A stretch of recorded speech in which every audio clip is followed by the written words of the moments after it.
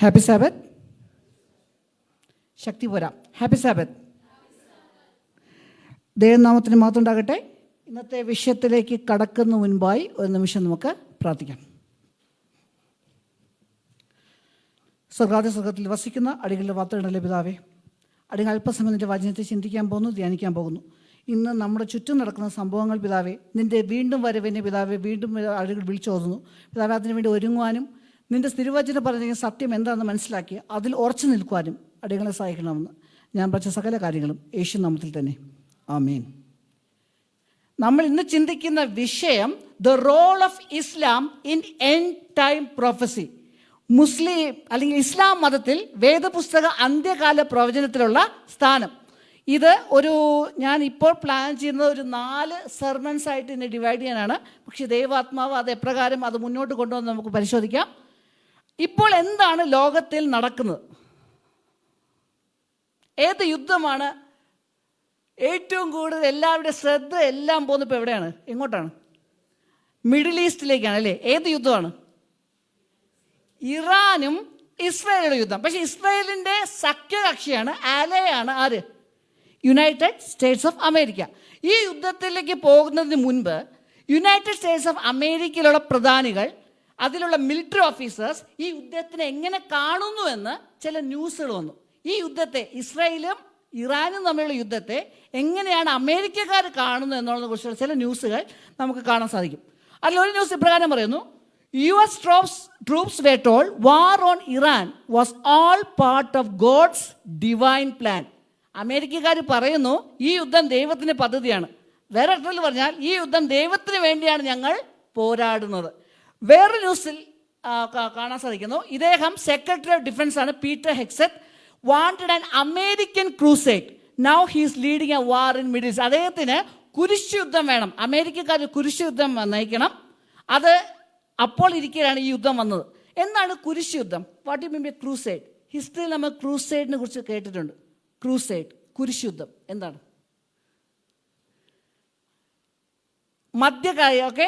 Middle ഏജസിൽ, ആ കാലഘട്ടത്തിൽ നമുക്കറിയാം ഇഷ്ടം പോലെ മുസ്ലിം സാമ്രാജ്യങ്ങൾ വളരെയധികം ശക്തി പ്രാപിച്ചുകൊണ്ടിരുന്നു. അവരെന്ത് ചെയ്തു? കത്തോലിക്ക സഭയുടെ അധീനതയിലുള്ള പല രാജ്യങ്ങളെ അവർ ആക്രമിച്ചു. അപ്പോൾ തിരിച്ച് ആ രാജ്യങ്ങളെ തിരിച്ചു പിടിക്കാൻ വേണ്ടി വത്തിക്കാൻ നടത്തിയ യുദ്ധത്തെയാണ് ക്രിസ്ത്യൻസ് വേഴ്സസ് ഇസ്ലാം, ഇതിനെയാണ് കുരിശ് യുദ്ധം എന്ന് പറയുന്നത്. അപ്പോൾ ഇന്നത്തെ ലോകം ഈ യുദ്ധത്തെ, പ്രത്യേകിച്ച് അമേരിക്കക്കാരും അതേപോലെ ഇറാൻകാരും ഇതിനെ എന്തായിട്ട് കാണുന്നു? വിശുദ്ധ യുദ്ധം, കുരിശ് യുദ്ധം എന്ന് കാണുന്നു. അതേപോലെ പറയുന്നു, US troops say Iran's war briefing invoked Armageddon, the return of Jesus. US troops ആണ് പറയുന്നത് ഇത് അർമ്മഗദൻ യുദ്ധമാണ്. എന്താണ് അർമ്മഗദൻ യുദ്ധം? കുറച്ച് നാൾക്ക് മുമ്പ് ഞാൻ അർമ്മഗദൻ യുദ്ധത്തെക്കുറിച്ച് ഇവിടെ സംസാരിച്ചതാണ്. പെന്തക്കോസ്തും ഇവാഞ്ചലിസ്റ്റും വിശ്വസിക്കുന്ന അനുസരിച്ച് 2 വ്യൂ ഉണ്ട് അർമ്മഗദൻ യുദ്ധത്തെക്കുറിച്ച്. ഒരു വ്യൂ അത് ഇസ്രായേലും അറബ് രാജ്യങ്ങളും തമ്മിലുള്ളതാണ്, അല്ലെങ്കിൽ മുസ്ലിം രാജ്യങ്ങളും തമ്മിലുള്ള യുദ്ധമാണ്. അതാണ് ഒരു വ്യൂ. വേറൊരു വ്യൂ അമേരിക്കയും ഇസ്രായേലും ഓരോരോ സഖ്യകക്ഷം, അതേപോലെ മുസ്ലിം രാജ്യങ്ങൾ, അതേപോലെ റഷ്യ ആയിട്ടുള്ള സഖ്യകക്ഷം. ഈ ഗോഗ് മെഗോഗ് എന്ന് പറയുന്നത് റഷ്യയാണെന്ന് പറയുന്നു. ഓക്കെ, അവർ തമ്മിൽ, ഈ അറബ് രാജ്യങ്ങളും റഷ്യയും ഒന്നിക്കും. എന്നിട്ട് അവർ എടുക്കുന്ന പ്രവചനങ്ങൾ ഏതൊക്കെയെന്ന് അറിയാമോ? എസെക്കിയേലിന്റെ പ്രവചനം 37-ാം അധ്യായം, എസെക്കിയേലിന്റെ പ്രവചനം 38-ാം അധ്യായം. ഈ പ്രവചനങ്ങൾ എടുത്തുകൊണ്ട് ഈ യുദ്ധത്തെ അന്ത്യകാല സംഭവമായിട്ട് പറയുന്നു. അതുമാത്രമല്ല, അവരുടെ പഠിപ്പീരനുസരിച്ച് ഇപ്രകാരം യുദ്ധം നടക്കുന്ന മുൻപ് ക്രിസ്തു വരണം, തൻ്റെ വിശ്വാസികളെ സ്വർഗത്തിലേക്ക് ഉൾപ്രാവണം ചെയ്യണം, സീക്രട്ട് റാപ്ചർ. അപ്പോൾ അതുകൊണ്ടാണ് പറയുന്നത് ക്രിസ്തുവിന് വരവ് ഏറ്റവും അടുത്തിരിക്കുന്നു. അവരുടെ തന്നെ ഭിന്ന അഭിപ്രായമുണ്ട്. ഇത് അർമ്മഗദ യുദ്ധമല്ല, പക്ഷെ അതിലേക്ക് നയിക്കും. ചിലർ പറയുന്നു ഇത് അർമ്മഗദ യുദ്ധം എന്നാണ്. അപ്പോൾ എസെക്കിയേൽ 37-38 സംസാരിക്കുന്നത് എന്തിനെ കുറിച്ചാണ്? ഇപ്പോൾ ഞാൻ പറയില്ല, ഇനി വരുന്ന ആഴ്ചകൾ നിങ്ങൾ വരിക, അപ്പോൾ നമുക്ക് പഠിക്കാൻ സാധിക്കും. ഇന്നത്തെ എൻ്റെ വിഷയം എന്ന് പറയുന്നത് ഫാമിലി ഫ്യൂഡ്, കുടുംബ വഴക്ക്. കുടുംബ വഴക്കിനേക്കാൾ പറയാതിരിക്കുന്നു സഹോദരങ്ങൾ തമ്മിലുള്ള വഴക്ക്. നിങ്ങൾ എത്ര പേർ നമ്മുടെ സഹോദരന്മാർ നിങ്ങൾ അടികൂടിയിട്ടുണ്ട്? എത്ര പേർ? ഞാനും കൂടിയിട്ടുണ്ട് അല്ലേ? സഹോദരൻ സഹോദരി ആയിക്കോട്ടെ, സഹോദരൻ സഹോദരനായിക്കോട്ടെ, സഹോദരി സഹോദരി ആയിക്കോട്ടെ. ഇന്ന് ഞാൻ ചിന്തിക്കുന്നത് പ്രധാനമായി ഇവിടെ ഞാൻ ചിത്രീകരിക്കുന്ന എല്ലാവരെയും കുറിച്ച് ചിന്തിക്കുന്നുണ്ടെങ്കിലും 2 സഹോദരങ്ങളെ നിങ്ങളുടെ മനസ്സിലേക്ക് കൊണ്ടുവരാൻ ഉദ്ദേശിക്കുന്നത് അത് ഇസഹാക്കും ഇശ്മേലുമാണ്. ഇസാക്കിൽ നിന്ന് യഹൂദജനവും യഹൂദജനത്തിൽ നിന്നും ക്രിസ്ത്യാനിത്വം വന്നു. അതേപോലെ ഇശ്മേലിൽ നിന്ന് അറബ് ജനവും അറബ് ജനത്തിൽ നിന്ന് ഇസ്ലാം മതവും വന്നു. അപ്പോൾ ഇസ്ലാം മതം എന്ന് പറയുന്നത് ലോകത്തിലെ ഏറ്റവും വലിയ ജനസംഖ്യയുള്ള മതം ഏതാണ്? ലോകത്തിൽ വെച്ച് ഏറ്റവും ജനസംഖ്യയുള്ള മതം ക്രിസ്ത്യാനിത്വമാണ്. ഏകദേശം 2.3 to 2.6 ബില്യൺ ആണ് അതിൻ്റെ ഫോളോവേഴ്സ്. അതിനുശേഷം രണ്ടാം സ്ഥാനം എന്താണ്? ഇസ്ലാമിനാണ്. 2 മില്യൺ ആണ് ആ ഇസ്ലാമിൻ്റെ ജനസംഖ്യ എന്ന് പറയുന്നത്. അതേപോലെ ഇത്രയും വലിയൊരു മതത്തിന് പ്രവചനത്തിൽ എന്തെങ്കിലും കാര്യം ചെയ്യാനുണ്ടാകും. അതാണ് നമ്മൾ പഠിക്കാൻ പോകുന്നത്. പ്രവചനത്തിൽ ഇവരുടെ സ്ഥാനം എന്താകുന്നുവെന്ന്. അതേപോലെ നമ്മൾ ഈ മതത്തിൽ നിന്ന് തന്നെയാണ് ഏറ്റവും വലിയ ഭീകരവാദവും വന്നത്, അല്ലേ? മതത്തിൻ്റെ പേരിൽ ജനങ്ങളെ കൊന്നൊടുക്കുന്നത് ഏതിൽ നിന്ന് വരുന്നു? ഇസ്ലാം മതം. ഇസ്ലാം മതത്തിൽ കൂടുതൽ ഭൂരിഭാഗം എന്താണ്? നല്ല വിശ്വാസികൾ തന്നെയാണ്. അവിടെയും ദൈവത്തിന് മക്കളുണ്ട്. അവർ അന്ത്യകാല ദൈവത്തിൻ്റെ ശേഷിപ്പ് കൂട്ടത്തിലേക്ക് കൂടും. പക്ഷേ അതിൽ തീവ്രമായിട്ട് നിൽക്കുന്നവർ അവരുടെ തീവ്രവാദത്തിന് അടിസ്ഥാനമാകുന്ന ചില വാക്യങ്ങൾ അവരുടെ വേദപുസ്തകങ്ങളിൽ തന്നെ ഉണ്ട്. അവിശ്വാസികളെ അവർ ശത്രുവായിട്ടും അവരെ കൊന്നൊടുക്കുന്നതായിട്ടും, അങ്ങനെ കൊന്നൊടുക്കിയാൽ അവർക്ക് സ്വർഗത്തിൽ പോകാൻ സാധിക്കുമെന്നും എന്നെല്ലാം അവർ ചിന്തിക്കുകയും വിശ്വസിക്കുകയും ചെയ്യുന്നു. അപ്പോൾ ഇപ്രകാരം അതുകൊണ്ട് തന്നെയാണ് നമുക്കറിയാം, എത്ര പേർ ഐസിസിനെ കുറിച്ച് കേട്ടിട്ടുണ്ട്? എന്താണ് ISIS? Islamic state of Iraq and Syria. അതേപോലെ ഐസിൽ ഇസ്ലാമിക് സ്റ്റേറ്റ്, അതിന് തന്നെയാണ് അത് വേറൊരു പേര് വിളിക്കുന്നതാണ് സിറിയ, ഇറാഖ് ആൻഡ് ലേവാന്ത്, LEVANT. ലേവാന്ത് എന്ന് പറയുന്നത് ഇന്നത്തെ ഇറാഖ്, ഇറാന്, സുഡാൻ, അതേപോലെ ഇസ്രായേൽ എന്നീ ഏരിയയാണ്. അത്രയും ആ മിഡിൽ ഈസ്റ്റിൽ അത്രയും ഏരിയ ഒന്നിച്ച് ഒരു രാജ്യമാക്കി ഒരു മുസ്ലിം ശക്തിയാക്കാൻ ആഗ്രഹിക്കുന്നു. അങ്ങനെ ഒരാൾ ശ്രമിച്ചു. അദ്ദേഹത്തിൻ്റെ പേരാണ് സദ്ദാം ഹുസൈൻ. അദ്ദേഹം ഇത്രയും രാജ്യങ്ങളെ ഒന്നാക്കിയിട്ട് ലോകത്ത് തന്നെ എന്താ ഭരിക്കാൻ ഉദ്ദേശിച്ചു. പക്ഷെ അമേരിക്ക എന്ത് ചെയ്തില്ല? സമ്മതിച്ചില്ല. അപ്പോൾ ഇത് ക്രിസ്ത്യാനിത്വം വന്നത് എവിടെ നിന്നാണ്? ക്രിസ്ത്യാനിത്വം വന്നത് എവിടെ നിന്നാണ്? യഹൂദന്മാരിൽ നിന്ന്, അല്ലേ? പക്ഷേ എല്ലാ യഹൂദരും, കൂടുതൽ യഹൂദരും ക്രിസ്ത്യാനികളാണ്. പക്ഷേ കൂടുതൽ ക്രിസ്ത്യാനികളും യഹൂദരല്ല എന്ന് പറയുന്ന പോലെയാണ് അറബിൽ നിന്നാണ് എന്ത് വന്നത്? ഇസ്ലാം മതം വന്നത്. കൂടുതൽ അറബ് ആൾക്കാരും മുസ്ലിങ്ങളാണ്. പക്ഷെ കൂടുതൽ മുസ്ലിം ആൾക്കാരും അറബല്ല. കാരണം മുസ്ലിമിൽ കൂടുതൽ കാണുന്ന ജനം എവിടെ കാണുന്നു? ഇന്ത്യയിലും കാണുന്നു, ഇന്തോനേഷ്യയിൽ കാണുന്നു. അവിടെ എല്ലാമാണ് കൂടുതൽ മുസ്ലിം ഉള്ളത്. പക്ഷെ അറബ് എന്ന വംശത്തിൽ നിന്നാണ് എന്ന് വന്നത്? ഇസ്ലാം മതം വന്നായിട്ട് നമുക്ക് കാണാൻ സാധിക്കുന്നു. അപ്പം നമ്മൾ എന്തൊക്കെയാണ് ചിന്തിക്കാൻ പോകുന്നത് ഈ സീരീസിൽ? എന്താണ് അന്ത്യകാല പ്രവചനത്തിൽ ഇസ്ലാമിൻ്റെ റോൾ എന്താണ്? ദാനിയേൽ പ്രവചനം 11-ാം അധ്യായത്തിൽ പറയുന്ന തെക്കേ ദേശത്തിലെ രാജാവ് ഇസ്ലാം ആകുന്നു. എസ്കേൽ 37-38 പറയുന്ന യുദ്ധം ആണോ ഈ യുദ്ധം? ഈ യുദ്ധത്തിന് എന്തെങ്കിലും അന്ത്യകാല പ്രവചനം, ഇപ്പോൾ നടക്കുന്ന യുദ്ധത്തിന് അന്ത്യകാല പ്രവചനവുമായിട്ട് എന്തെങ്കിലും ബന്ധമുണ്ടോ? ഇസ്ലാമും യഹൂദരും ക്രിസ്ത്യാനികളും ആരാധിക്കുന്ന ദൈവം ഒന്നാണോ? ചിലർ പറയുന്നുണ്ട് കേട്ടോ, മുസ്ലിങ്ങൾ ആരാധിക്കുന്ന ദൈവവും നമ്മൾ ക്രിസ്ത്യാനികൾ ആരാധിക്കുന്ന ദൈവം ഒന്നാണോ? ഞാൻ ഉത്തരം ഇപ്പോൾ പറയുന്നില്ല, വരും കാലങ്ങളിൽ നമുക്കത് പഠിക്കാം. പക്ഷെ ഇതേപോലെ പല ചോദ്യങ്ങൾക്കും ഉത്തരം നമ്മൾ കിട്ടുന്നു. അപ്പം നമുക്ക് ഇതിലേക്ക് വരാം. കുടുംബ വഴക്ക്, സഹോദരന്മാർ തമ്മിലുള്ള വഴക്ക്. ആദ്യത്തെ കുടുംബ വഴക്ക് തുടങ്ങുന്നത് എവിടെയാണ്? കെയ്നും ആബേലും. വായിക്കാം. ഉൽപ്പത്തിയുടെ പുസ്തകം 4-ാം അധ്യായം 8-ഉം 10-ഉം വാക്യം. എന്നാലേ കെയ്ൻ തൻ്റെ അനുജനായ ഹാബേലിനോട് നാം വയലിലേക്ക് പോക എന്ന് പറഞ്ഞു. അവർ വയലിൽ ഇരിക്കുമ്പോൾ കെയ്ൻ തൻ്റെ അനുജനായ ഹാബേലിനോട് കയർത്ത് അവനെ കൊന്നു. അതിന് അവൻ അരുളി ചെയ്തത്, നീ എന്തു ചെയ്തു? നിന്റെ അനുജന്റെ രക്തത്തിന്റെ ശബ്ദം ഭൂമിയിൽ നിന്ന് എന്നോട് നിലവിളിക്കുന്നു. അപ്പോൾ കെയ്നും ആബേലുമുണ്ട്. രണ്ടുപേരും ഒരേ ദൈവത്തിന് യാഗം കഴിക്കുന്നു. പക്ഷെ ഒരാളുടെ യാഗം ദൈവം സ്വീകരിക്കുന്നു, വേറൊരാളുടെ യാഗം തിരസ്കരിക്കുന്നു. ആരുടെ യാഗം സ്വീകരിക്കപ്പെടുന്നു? ആബേലിന്റെ. കെയ്നിന്റെ തിരസ്കരിക്കപ്പെടുന്നു. അതുകൊണ്ട് ആരുടെ മേൽ ദേഷ്യം തോന്നുന്നു? കെയ്ൻ ആബേൽ. അപ്പൊ കെയ്ൻ ആബേലിനെ കൊല്ലുന്നു. മൂത്ത സഹോദരൻ ഇളയ സഹോദരനെ കൊല്ലുന്നു. എന്തുകൊണ്ടാണ് കെയ്നിന്റെ യാഗം സ്വീകരിക്കപ്പെടാത്തത്? എന്തായിരുന്നു കെയ്ൻ യാഗം ചെയ്തത്? നിലത്തിലെ ആദ്യ ഫലം. എന്താണ് ആബേൽ യാഗം കഴിച്ചത്? ഒരാട്. എന്തുകൊണ്ട് കെയ്നിന്റെ യാഗം സ്വീകരിച്ചില്ല ദൈവം? എബ്രായ 9:22 എന്താ പറയുന്നത്? ന്യായപ്രമാണ പ്രകാരം ഏകദേശം സകലവും രക്തത്താൽ ശുദ്ധീകരിക്കപ്പെടുന്നു. രക്തം ചൊരിഞ്ഞിട്ടല്ലാതെ പാപവിമോചനമില്ല. രക്തച്ചൊരിച്ചിൽ വേണം, എന്നാലേ പാപമോചനമുള്ളൂ. നമ്മുടെ ആരാധനയിൽ എന്തിനു വേണ്ടിയാണ്? പാപത്തിൽ നിന്ന് നമുക്ക് രക്ഷപ്പെടാൻ വേണ്ടിയാണ്. അപ്പൊ രക്തച്ചൊരിച്ചിൽ ഉണ്ടാണ്. ആ കുഞ്ഞാട് ആരിലേക്ക് കാണിക്കുന്നു? ക്രിസ്തു. അപ്പോൾ തുടക്കത്തിൽ രണ്ട് കൂട്ടർ, ഇന്ന് പല കൂട്ടരുണ്ട്. തുടക്കത്തിൽ രണ്ട് കൂട്ടർ, ഒന്ന് സത്യ ആരാധികൾ, രണ്ട് തെറ്റായ ആരാധികൾ. എന്താണ് വ്യത്യാസം? ഒരൊറ്റ വ്യത്യാസമേ ഉള്ളൂ. അവർ ക്രിസ്തുവിൽ വിശ്വസിക്കുന്നു. മറ്റു കൂട്ടർ സ്വന്തം പ്രവൃത്തിയാൽ രക്ഷ നേടാൻ നോക്കുന്നു. രണ്ടു കൂട്ടർ, ഏബേൽ ക്രിസ്തുവിന്റെ നീതിയിൽ വിശ്വസിച്ചുകൊണ്ട് മുന്നോട്ട് പോകുന്നു. ആബേലിന്റെ കൂട്ടർ ക്രിസ്തുവിന്റെ നീതിയിൽ വിശ്വസിച്ച് മുന്നോട്ട് പോകുന്നു. കെയിന്റെ കൂട്ടർ സ്വന്തം പ്രവൃത്തിയാൽ രക്ഷ നേടാൻ നോക്കുന്നു. അപ്പോൾ രണ്ടു കൂട്ടർ അല്ലേ? കെയിന് മരിക്കുന്നു, കെയിന് ഓടിപ്പോകുന്നു. ആബേൽ മരിക്കുന്നു. പിന്നെ അവർക്ക് ഒരു മകനും കൂടെ ഉണ്ടാവും. എന്താണ് അടുത്ത മകന്റെ പേര്? ഷെയ്ത്ത്. ഷെയ്ത്തിന്റെ വംശ പാരമ്പര്യമാണ് ദൈവജനം എന്ന് പറയുന്നത്. ഓക്കെ, ഗോഡ്സ് ചിൽഡ്രൻ എന്ന് വേദപുസ്തകം വിളിക്കുന്നത്. കെയിനിന്റെ വംശ പാരമ്പര്യം എന്താണ്? ദുഷ്ടതയിലേക്ക് പോകുന്നു. പക്ഷേ 36-ാം അധ്യായത്തിലേക്ക് വരുമ്പോൾ എന്ത് സംഭവിക്കുന്നു? വലിയ ജലപ്രളയം വരുന്നു.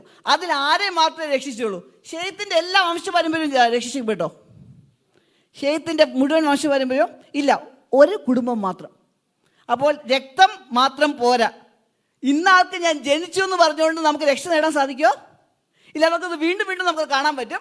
അതിൽ ആകെ നോഹ മാത്രം രക്ഷിക്കപ്പെട്ടു അല്ലേ? നോഹയ്ക്ക് എത്ര മക്കൾ? 3. ആരൊക്കെയാണ്? ഷെയ്ത്ത്, ഹാം, ജാഫെത്ത്. ഈ 3 പേരിൽ നിന്നാണ് ഇന്നത്തെ ലോകം മുഴുവൻ ഉണ്ടായത്.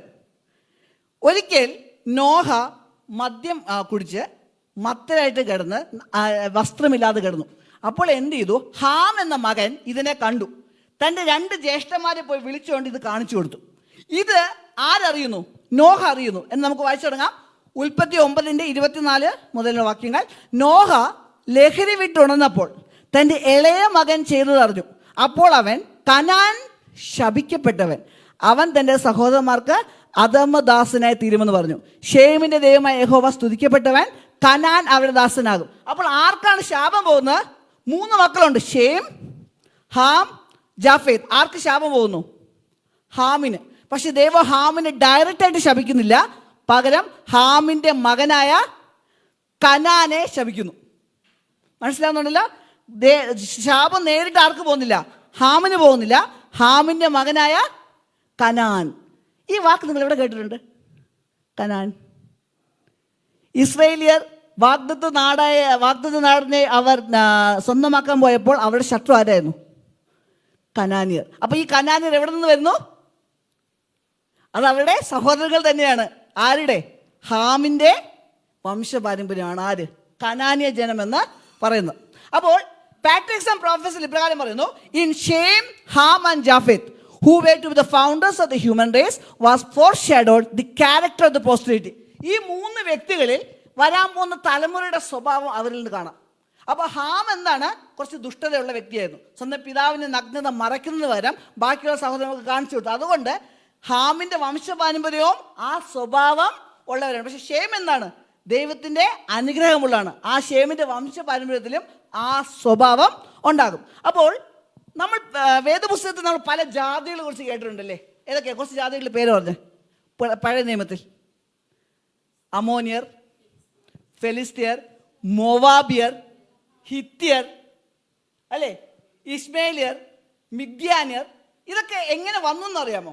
അതിൽ കുറച്ച് കാര്യങ്ങൾ ഇന്ന് നമ്മൾ പഠിക്കും. കാരണം ഇന്ന് നമ്മുടെ ഫോക്കസ് എന്താണ്? ഇസ്ലാമാണ്, മിഡിൽ ഈസ്റ്റ് ആണ്. മിഡിൽ ഈസ്റ്റിൽ ഇന്നും ഈ ജാതികളുടെ ബാക്കിയാണ് ഇന്നും മിഡിൽ ഈസ്റ്റിലുള്ളത്. അതുകൊണ്ട് നമ്മൾ അതിലേക്കാണ് പോകുന്നത്. തുടക്കം മുതൽ നമ്മളവിടെ പറഞ്ഞു പോകുന്നു. അപ്പോൾ കുഷിന്റെ ഹാമിന്റെ മകനെ കുറിച്ച് നമുക്ക് വായിക്കാം. ഉൽപ്പത്തിയുടെ പുസ്തകം 10:6. ഹാമിന്റെ പുത്രന്മാർ കൂഷ്, മിസ്രൈം, പൂത്ത്, കനാൻ. കനാൻ ആരാണ്? ഇന്നത്തെ കനാനിയർ. ഇസ്രായേല് വാഗ്ദത്ത നാട് നേടാൻ പോയപ്പോൾ അവിടെ ഉണ്ടായിരുന്ന ദേശമാണെന്നാണ് കനാനിയർ. അപ്പോൾ ബാക്കിയുള്ള ആരൊക്കെയാണ്? ഈ കൂഷ് ഇന്ന് ആരാണ്? ആർക്കെങ്കിലും പറയാം? കുഷൈറ്റ്സ്. കൂഷ് ആരാണെന്ന് അറിയാമോ? മിസ്രൈം.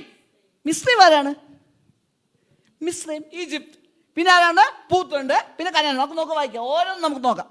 ഓക്കെ, ഫസ്റ്റ് കുഷ് എന്ന വാക്ക് മൂലപദം വെച്ച് നമ്മൾ പരിശോധിക്കുമ്പോൾ അത് ഉപയോഗിച്ചിരിക്കുന്ന അർത്ഥം എന്ന് പറയുന്നത് എത്യോപ്യയും അല്ലെങ്കിൽ സുദാനുമാണ്. ഈ ഏരിയ ആണ്. കുഷൈസ് എന്ന് പറയുന്നത് എത്യോപ്യയാണ്. അത് നമുക്ക് വേദപുസ്തകത്തിൽ നമുക്ക് മനസ്സിലാക്കാൻ സാധിക്കും. നമുക്ക് പോകാം. എസ്തറിന്റെ പുസ്തകം 1-ാം അധ്യായം 1-ാം വാക്യം. എസ്തർ 1:1. അഹശ്വേരോശ് രാജാവിന്റെ കാലത്ത് ഹിന്ദു ദേശം മുതൽ കൂശ് വരെ എന്നാണ്, അല്ലേ? എവിടെ മുതൽ എവിടം വരെ? ഹിന്ദു ദേശം മുതൽ കൂശ് വരെ. പക്ഷെ ഇംഗ്ലീഷിൽ വായിക്കും അങ്ങനെയല്ല. എങ്ങനെയാണ് ഇംഗ്ലീഷ് വായിക്കുന്നത്? From India even unto Ethiopia. ആർക്കാണ് തെറ്റുപറ്റിയത്? ഇംഗ്ലീഷിനാണോ മലയാളത്തിനാണോ? രണ്ടുപേർക്കും തെറ്റുപറ്റിയില്ല. എത്യോപ്യ എന്ന വാക്ക് നമ്മൾ ബൈബിൾ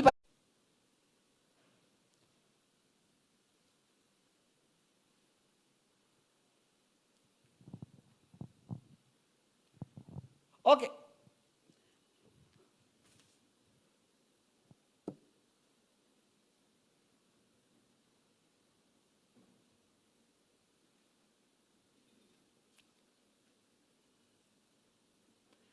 ഓക്കെ, അവിടെ ഞാൻ അതിലേക്ക് തുടരാം. അപ്പോൾ അവിടെ ഉപയോഗിച്ചിരിക്കുന്ന വാക്ക് മിസ്രൈമാണ്. ആ വാക്യത്തിൽ നമ്മൾ ഇംഗ്ലീഷിൽ നോക്കുമ്പോൾ അവിടെ കൊടുത്തിരിക്കുന്ന വാക്ക് എന്താണ്? ഈജിപ്ത്. അപ്പോൾ ഇന്നത്തെ ഈജിപ്തും ആ കാലഘട്ടത്തിൽ ഈജിപ്ത് ആരുടെ തലമുറയിലാണ്? ഹാമിൻ്റെ തലമുറയിലാണ്. അടുത്തത് ഏത് വാക്കാണ്? ഹാമിൻ്റെ അടുത്ത പുത്രൻ. ഓക്കെ, മിസ്രൈം ഞാൻ നേരത്തെ പറഞ്ഞു, വെൻ ഡൗൺ ടു ഈജിപ്ത്. ഉൽപ്പത്തി 12-ന്റെ. ഇനി ഓക്കെ, ഇനി നമ്മൾ നോക്കുന്നു ഫൂത്ത് ആരാണ്. ഓക്കെ, അവരോട് കൂടെ ഒട്ടൊഴിയാതെ പരിചയം തലക്കോരിയും ധരിച്ച പാർസികൾ, കൂഷ്യർ, പൂത്യർ. ആരാണ് പൂത്യർ? Persia, Ethiopia and Libya. അപ്പൊ പൂത്യർ ആരാണ്? ലിബിയ. അപ്പൊ ഇന്നത്തെ ലിബിയ ആരുടെ മക്കളാണ്? ഹാമിന്റെ മക്കൾ. ഇന്നത്തെ എത്യോപ്യ ആരുടെ മക്കളാണ്? ഹാമിന്റെ മക്കൾ. ഇന്നത്തെ മിസ്രൈം ആരുടെ മക്കളാണ്? ഹാമിന്റെ മക്കളാണ്. അപ്പോൾ ഇത്ര മനസ്സിലായി. അപ്പൊ ഇവിടെ വീണ്ടും സഹോദരന്മാർ തമ്മിലുള്ള വഴക്കുണ്ടാകുന്നു. ആരൊക്കെ? ഷേം, ഹാം, ജാഫേത്ത്. അവർ ആദ്യം താമസിച്ച സ്ഥലം ഏതാണ്? എവിടെയാണോ അറാരത്ത് പർവ്വതത്തിൽ പെട്ടകം എവിടെ പോയി എത്തിയോ അവിടെ അവർ താമസിച്ചു. പക്ഷെ ദൈവജനത്തിനിടയിൽ ദൈവജനവും അല്ലാത്ത ജനവും തമ്മിൽ വീണ്ടും വഴക്കുണ്ടായി, പ്രശ്നമുണ്ടായി. അങ്ങനെ അവർ പോകുന്നു, കുറേ പേര് വിട്ടുപോകുന്നു. അവരാണ് ബാബേൽ ഗോപുരം പണിതത്. അതിന് ശേഷമെല്ലാം നമ്മുടെ പ്രധാനപ്പെട്ട വ്യക്തി വരുന്നു അബ്രഹാം. ഇനി നമുക്ക് അബ്രഹാമിന്റെ തലമുറയിലേക്ക് പോവാം. ഓക്കെ, പാട്രിസം പ്രൊഫസർ ഇപ്രകാരം പറയുന്നു: Abraham's marriage with Hagar resulted in evil not only to his own household but to the future generation. Abraham ഹാഗറിനെ വിവാഹം കഴിച്ചത് അവരുടെ കുടുംബത്തിൽ മാത്രമല്ല പ്രശ്നം ഉണ്ടാക്കിയത്, പിന്നെയോ വരാൻ പോകുന്ന തലമുറയിലും പ്രശ്നം ഉണ്ടാക്കി. അപ്പം നമുക്ക് ആ ചരിത്രത്തിലേക്ക് പോകാം. വായിച്ചു തുടങ്ങാം. ഉൽപ്പത്തിയുടെ പുസ്തകം 12-ാം അധ്യായം 1 മുതൽ 3 വരെ. ഉൽപ്പത്തി 12-ന്റെ 1 മുതൽ 3. യഹോവ അബ്രഹാമിനോട് അരുളിച്ചത് എന്തെന്നാൽ, നീ നിന്റെ ദേശത്തെയും ചാർച്ചക്കാരെയും പിതൃഭവനത്തെയും വിട്ട് പുറപ്പെട്ട് ഞാൻ നിന്നെ കാണിപ്പാനിരിക്കുന്ന ദേശത്തേക്ക് പോകാം. ഞാൻ നിന്നെ വലിയൊരു ജാതിയാക്കും, നിന്നെ അനുഗ്രഹിച്ച് നിന്റെ പേര് വലുതാക്കും, നീ ഒരു അനുഗ്രഹമായി തീരും. യഹോവ അബ്രഹാമിനെ 75-ാം വയസ്സിൽ വിളിക്കുന്നു, അല്ലേ? എബ്രഹാമും തൻ്റെ പിതാവും എല്ലാവരും എവിടെയായിരുന്നു? ഊർ ദേശത്തായിരുന്നു. അവിടെ നിന്ന് അവർ എങ്ങോട്ട് പോയി? കനാനിൽ പോയി. ഹാരനിൽ പോയി. ഹാരനിൽ വെച്ച് തൻ്റെ പിതാവായ തേരഹ് മരിക്കുന്നു. അബ്രഹാമിനെ പേര് ചൊല്ലി വിളിക്കുന്നു. അബ്രഹാമും ലോത്തും എല്ലാം അവിടെ നിന്ന് ഇറങ്ങുന്നു. ആ സമയത്ത് ദൈവം എന്ത് ചെയ്തു? അവനെ അനുഗ്രഹിച്ചു. അവനെ വലിയൊരു ജാതിയാക്കും. Will make a great nation. Okay, അവനെ അനുഗ്രഹമാക്കും. നിന്നെ അനുഗ്രഹിക്കുന്നവരെ ദൈവം അതുകൊണ്ട് തന്നെ ഇന്നത്തെ ക്രിസ്ത്യാനിത്വം പറയുന്നു നമ്മൾ യഹൂദരെ സപ്പോർട്ട് ചെയ്യണം. കാരണം ഉൽപ്പത്തി ഇതാ പറഞ്ഞിട്ടുള്ള. അങ്ങനെയാണോ? നമ്മൾ പഠിക്കുകയാണ്. ഓക്കെ, നമുക്ക് തുടരാം.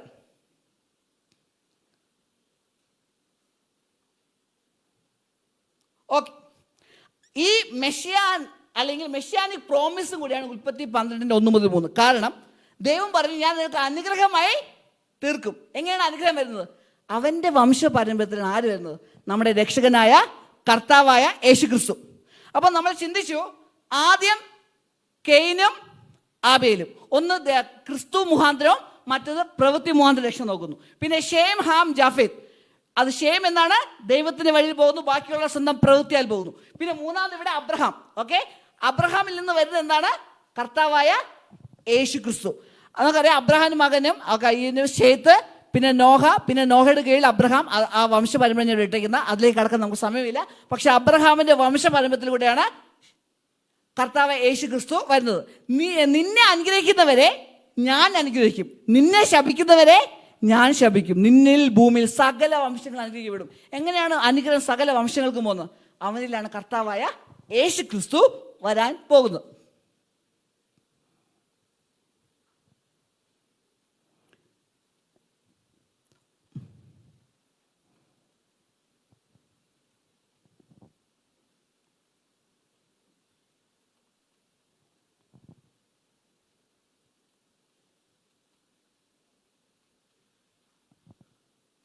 ഓക്കെ, ഉൽപ്പത്തി പുസ്തകം 14:1. അബ്രഹാമിന്റെ ഭാര്യയായ സാറായി മക്കളെ പ്രസവിച്ചിരുന്നില്ല, എന്നാൽ അവൾക്ക് ഹാഗർ എന്ന പേരുള്ള ആരുണ്ടായിരുന്നു? മിസ്രൈമ ദാസി ഉണ്ടായിരുന്നു. ഹാഗർ ആരായിരുന്നു? മിസ്രൈം ആരായിരുന്നു? ഹാമിന്റെ പുത്രൻ. ദൈവം എന്താണ് അന്ന് പറഞ്ഞത്? അവർ ഷേമിനെ അവർക്ക് അധമദാസനായി തീരും, അല്ലേ? ഹാഗർ ദാസിയായിരുന്നു. അതെ, പ്രവചനം നിറവേറുന്നു കാണുന്നു. അന്ന് പറഞ്ഞു അവർക്ക് നീ ഷേമിന്റെ വംശപരമ്പരത്തിൽ ദാസന്മാരായി തീരും. ഇവിടെ ഹാഗർ എന്താണ്?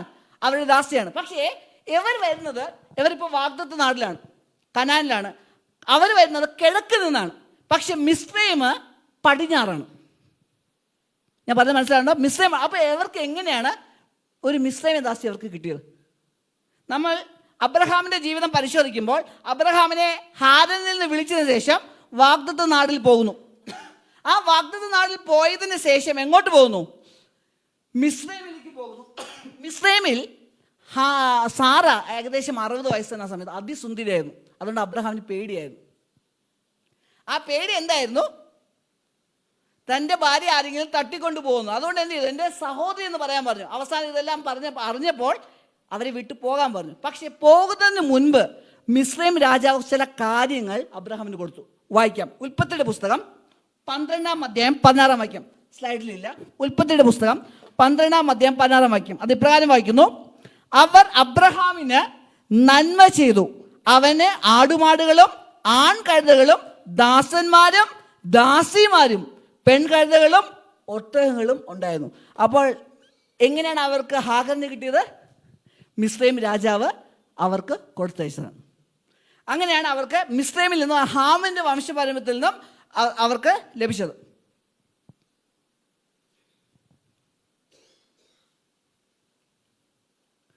ഇനി നമുക്ക് വായിക്കാം, ബാക്കിയുള്ള വാക്യം നമുക്ക് വായിക്കാം. ഉൽപ്പത്തി 16:2-4 വരെ. നിങ്ങൾ ചിന്തിക്കണം, അബ്രഹാമിന് ദൈവം എന്ത് പേര് വിളിക്കുന്നു? അബ്രഹാം, അല്ലേ? സാറയ്ക്ക് ആദ്യം സാറായിരുന്നു, പിന്നെ എന്ത് ചെയ്യുന്നു? സാറയാക്കുന്നു. അബ്രഹാം എന്ന് പറഞ്ഞാൽ വലിയ ജാതി. ഒന്ന് ചിന്തിച്ച് നോക്കണം. അബ്രഹാം, തൻ്റെ പേരെന്തുവാണ്? അബ്രഹാം. എത്ര മക്കളുണ്ട്? എനിക്ക് മക്കളില്ല. എത്രത്തോളം നാണക്കേടായിരിക്കും. കാരണം അബ്രഹാം എന്നാണ്, ഞാൻ നിന്നെ വലിയൊരു ജാതി, അതാണ് അബ്രഹാമിൻ്റെ പേര്. പക്ഷേ അവിടെ അബ്രഹാം പറയാണ്, ഞാൻ പേര് അബ്രഹാമാണ്, എനിക്ക് മക്കളില്ല. പക്ഷെ അവിടെ വലിയൊരു വാഗ്ദത്തത്തിന് മേലുള്ള വിശ്വാസം നമുക്ക് അവിടെ കാണാൻ സാധിക്കുന്നു. സാറയ്ക്ക് ഇതൊന്നും ഇഷ്ടമാവുന്നില്ല. അബ്രഹാം ഭർത്താവില്ലാതെ ഇരിക്കുന്ന ഇഷ്ടമല്ല. അതുകൊണ്ട് സാറ ഒരു മാർഗം ഉണ്ടാക്കുന്നു. ദൈവം വാഗ്ദാനം ചെയ്ത് അവർക്കൊരു മക്കൾ ഉണ്ടാകുമെന്ന് ദൈവത്തിന് വഴി. പക്ഷേ അന്ന് കെയ്ന് ചെയ്തതുപോലെ അവർ സ്വന്തം വഴിയിൽ അത് നേടാൻ ശ്രമിക്കുന്നു. നമുക്ക് വായിക്കാം. ഉൽപ്പത്തിയുടെ പുസ്തകം 16:2 വാക്യങ്ങൾ വായിക്കുന്നു. സാറായി അബ്രഹാമിനോട്, ഞാൻ പ്രസവിക്കാതിരിക്കുവാൻ യഹോവ എൻ്റെ ഗർഭം അടച്ചിരിക്കുന്നുവല്ലോ, എൻ്റെ ദാസിയുടെ അടുക്കൽ ചെന്നാലും പക്ഷെ അവളാൽ എനിക്ക് മക്കൾ ലഭിക്കുമെന്ന് പറഞ്ഞു. അബ്രഹാം സാറയുടെ വാക്ക് അനുസരിച്ചു. സ്നേഹവാനായ ഭർത്താവാണ്. ഭാര്യ എന്തു പറഞ്ഞാലും അതവിടെ അനുസരിക്കുന്ന ഒരു ഭർത്താവ് നമുക്കിവിടെ കാണാൻ സാധിക്കുന്നു. ഇന്നത്തെ ഉള്ളതുപോലെ അന്നും വാടകയ്ക്ക് ഗർഭപാത്രം എടുക്കുന്നത് പോലെ തൻ്റെ മകനെ പ്രസവിക്കാൻ വേണ്ടി, ക്യാരി ചെയ്യാൻ വേണ്ടി ആരെ അയക്കുന്നു? ഹാഗറിൽ മേൽ വിടുന്നു. എന്നിട്ട് എന്ത് സംഭവിക്കുന്നു? നമുക്ക് തുടർന്ന് വായിക്കാം. 3 വാക്യം. അബ്രഹാം കനാൻ ദേശത്ത് പാർത്തു. 10 സംവത്സരം കഴിഞ്ഞപ്പോൾ അബ്രഹാമിന്റെ ഭാര്യയായ സാറായി മിസ്രൈമി ദാസിയായ ഹാഗറിനെ തന്റെ ഭർത്താവ് അബ്രഹാമിന് ഭാര്യയായി കൊടുത്തു. അവൻ ഹാഗാറിന്റെ അടുക്കൽ ചെന്നു. അവൻ ഗർഭം ധരിച്ചു. താൻ ഗർഭം ധരിച്ചു എന്ന് അവൾ കണ്ടപ്പോൾ യജമാനത്തി അവളുടെ കണ്ണിൽ നിന്ദയായി. അപ്പോൾ ആരുടെ ശത്രുത തോന്നി? ഹാഗറിന് സാറയോട് ശത്രുത തോന്നി. ചിന്തിച്ചു നോക്കണം. ആ കാലത്ത് അവർ ഇഷ്ടം പോലെ ജനമുണ്ട്. അവരെല്ലാം ഒരുമിച്ചിരിക്കുന്നു. ഗർഭിണിയായി വയറൊക്കെ കാണിക്കാൻ തുടങ്ങി. ചിലപ്പോൾ ഇങ്ങനെ വയറെല്ലാം തടവി കാണിച്ചിട്ട്, കണ്ടോ എനിക്ക് അബ്രഹാമിന്റെ മകനെ പ്രസവിക്കുന്നു, നിനക്കോ അതില്ല, അങ്ങനെയെല്ലാം പറഞ്ഞ് കളിയാക്കി കാണും. ഈ കാര്യങ്ങളെല്ലാം അവിടെ പോയി പറഞ്ഞു കാണണം. പക്ഷേ അങ്ങനെ ഇവിടെ പ്രവാചക പറയുന്നു ഹാഗർ അഹങ്കരിച്ചു എന്നാണ്. കാരണം തൻ്റെ യജമാനൻ്റെ മുഴുവൻ സ്വത്തിൻ്റെ അവകാശിയാണ്, ആത്മീയമായ അനുഗ്രഹത്തിൻ്റെ അവകാശിയാണ് തൻ്റെ വയറിൽ വളരുന്നതെന്ന്. അപ്പോൾ ഇതിന് സാറായി പറയുന്ന ചില കാര്യങ്ങളുണ്ട്.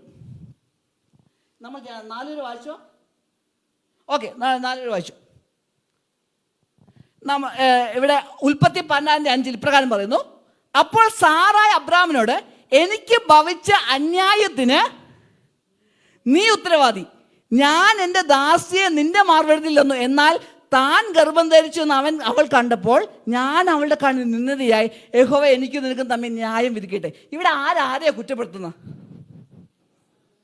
സാറായി അബ്രഹാമിനെ. ചിന്തിച്ചിട്ടുണ്ടോ ആര് പറഞ്ഞിട്ടാണ് ഹാഗറിനെ പരിഹരിച്ചത്? സാറ. ഇപ്പൊ സാറാനെ ആര് കുറ്റപ്പെടുത്തുന്നു? അബ്രഹാം. ചിന്തിച്ചേക്കുന്നുണ്ടോ? സാധാരണ ഭാര്യമാർ ചെയ്യുന്നത് എല്ലാ കുറ്റവും എന്ത് ചെയ്യുന്നു? ഭർത്താക്കന്മാരുടെ തലയിൽ ഇവിടെ കൊണ്ടുവയ്ക്കുന്നു. അവിടെ സാറെ പറയാതെ പറയാണ് ഞാൻ തന്നെ അയച്ചത്, പക്ഷെ നിനക്ക് ചിന്തിക്കായിരുന്നല്ലോ ഇത് വേണ്ടായിരുന്നു എന്ന രീതിയിലുള്ള ഒരു കുറ്റപ്പെടുത്തൽ നമുക്ക് അവിടെ കാണാൻ സാധിക്കുന്നു. സ്ത്രീകൾ ചിലപ്പോൾ ഭയങ്കരമായിട്ട് ക്രൂരരാവാൻ സാധിക്കും. ഇവിടെ നമ്മൾ ചിന്തിച്ചാട്ടെ, സാറായി എന്ത് ചെയ്യുന്നു? ഹാഗാർ ഒരു തരത്തിൽ ഉപദ്രവം അഴിച്ചുവിടുകയാണ്. ഇത് വേദപുസ്തകത്തിൽ നമുക്ക് എവിടെയും കാണാം. യാക്കോബിന് 2 ഭാര്യമാർ ആരൊക്കെയാണ്? ലേയ, റാഹേൽ. അവരെന്ത് ചെയ്യുന്നു? ആർക്ക് മകനില്ലായിരുന്നു ആദ്യം തുടക്കത്തിൽ?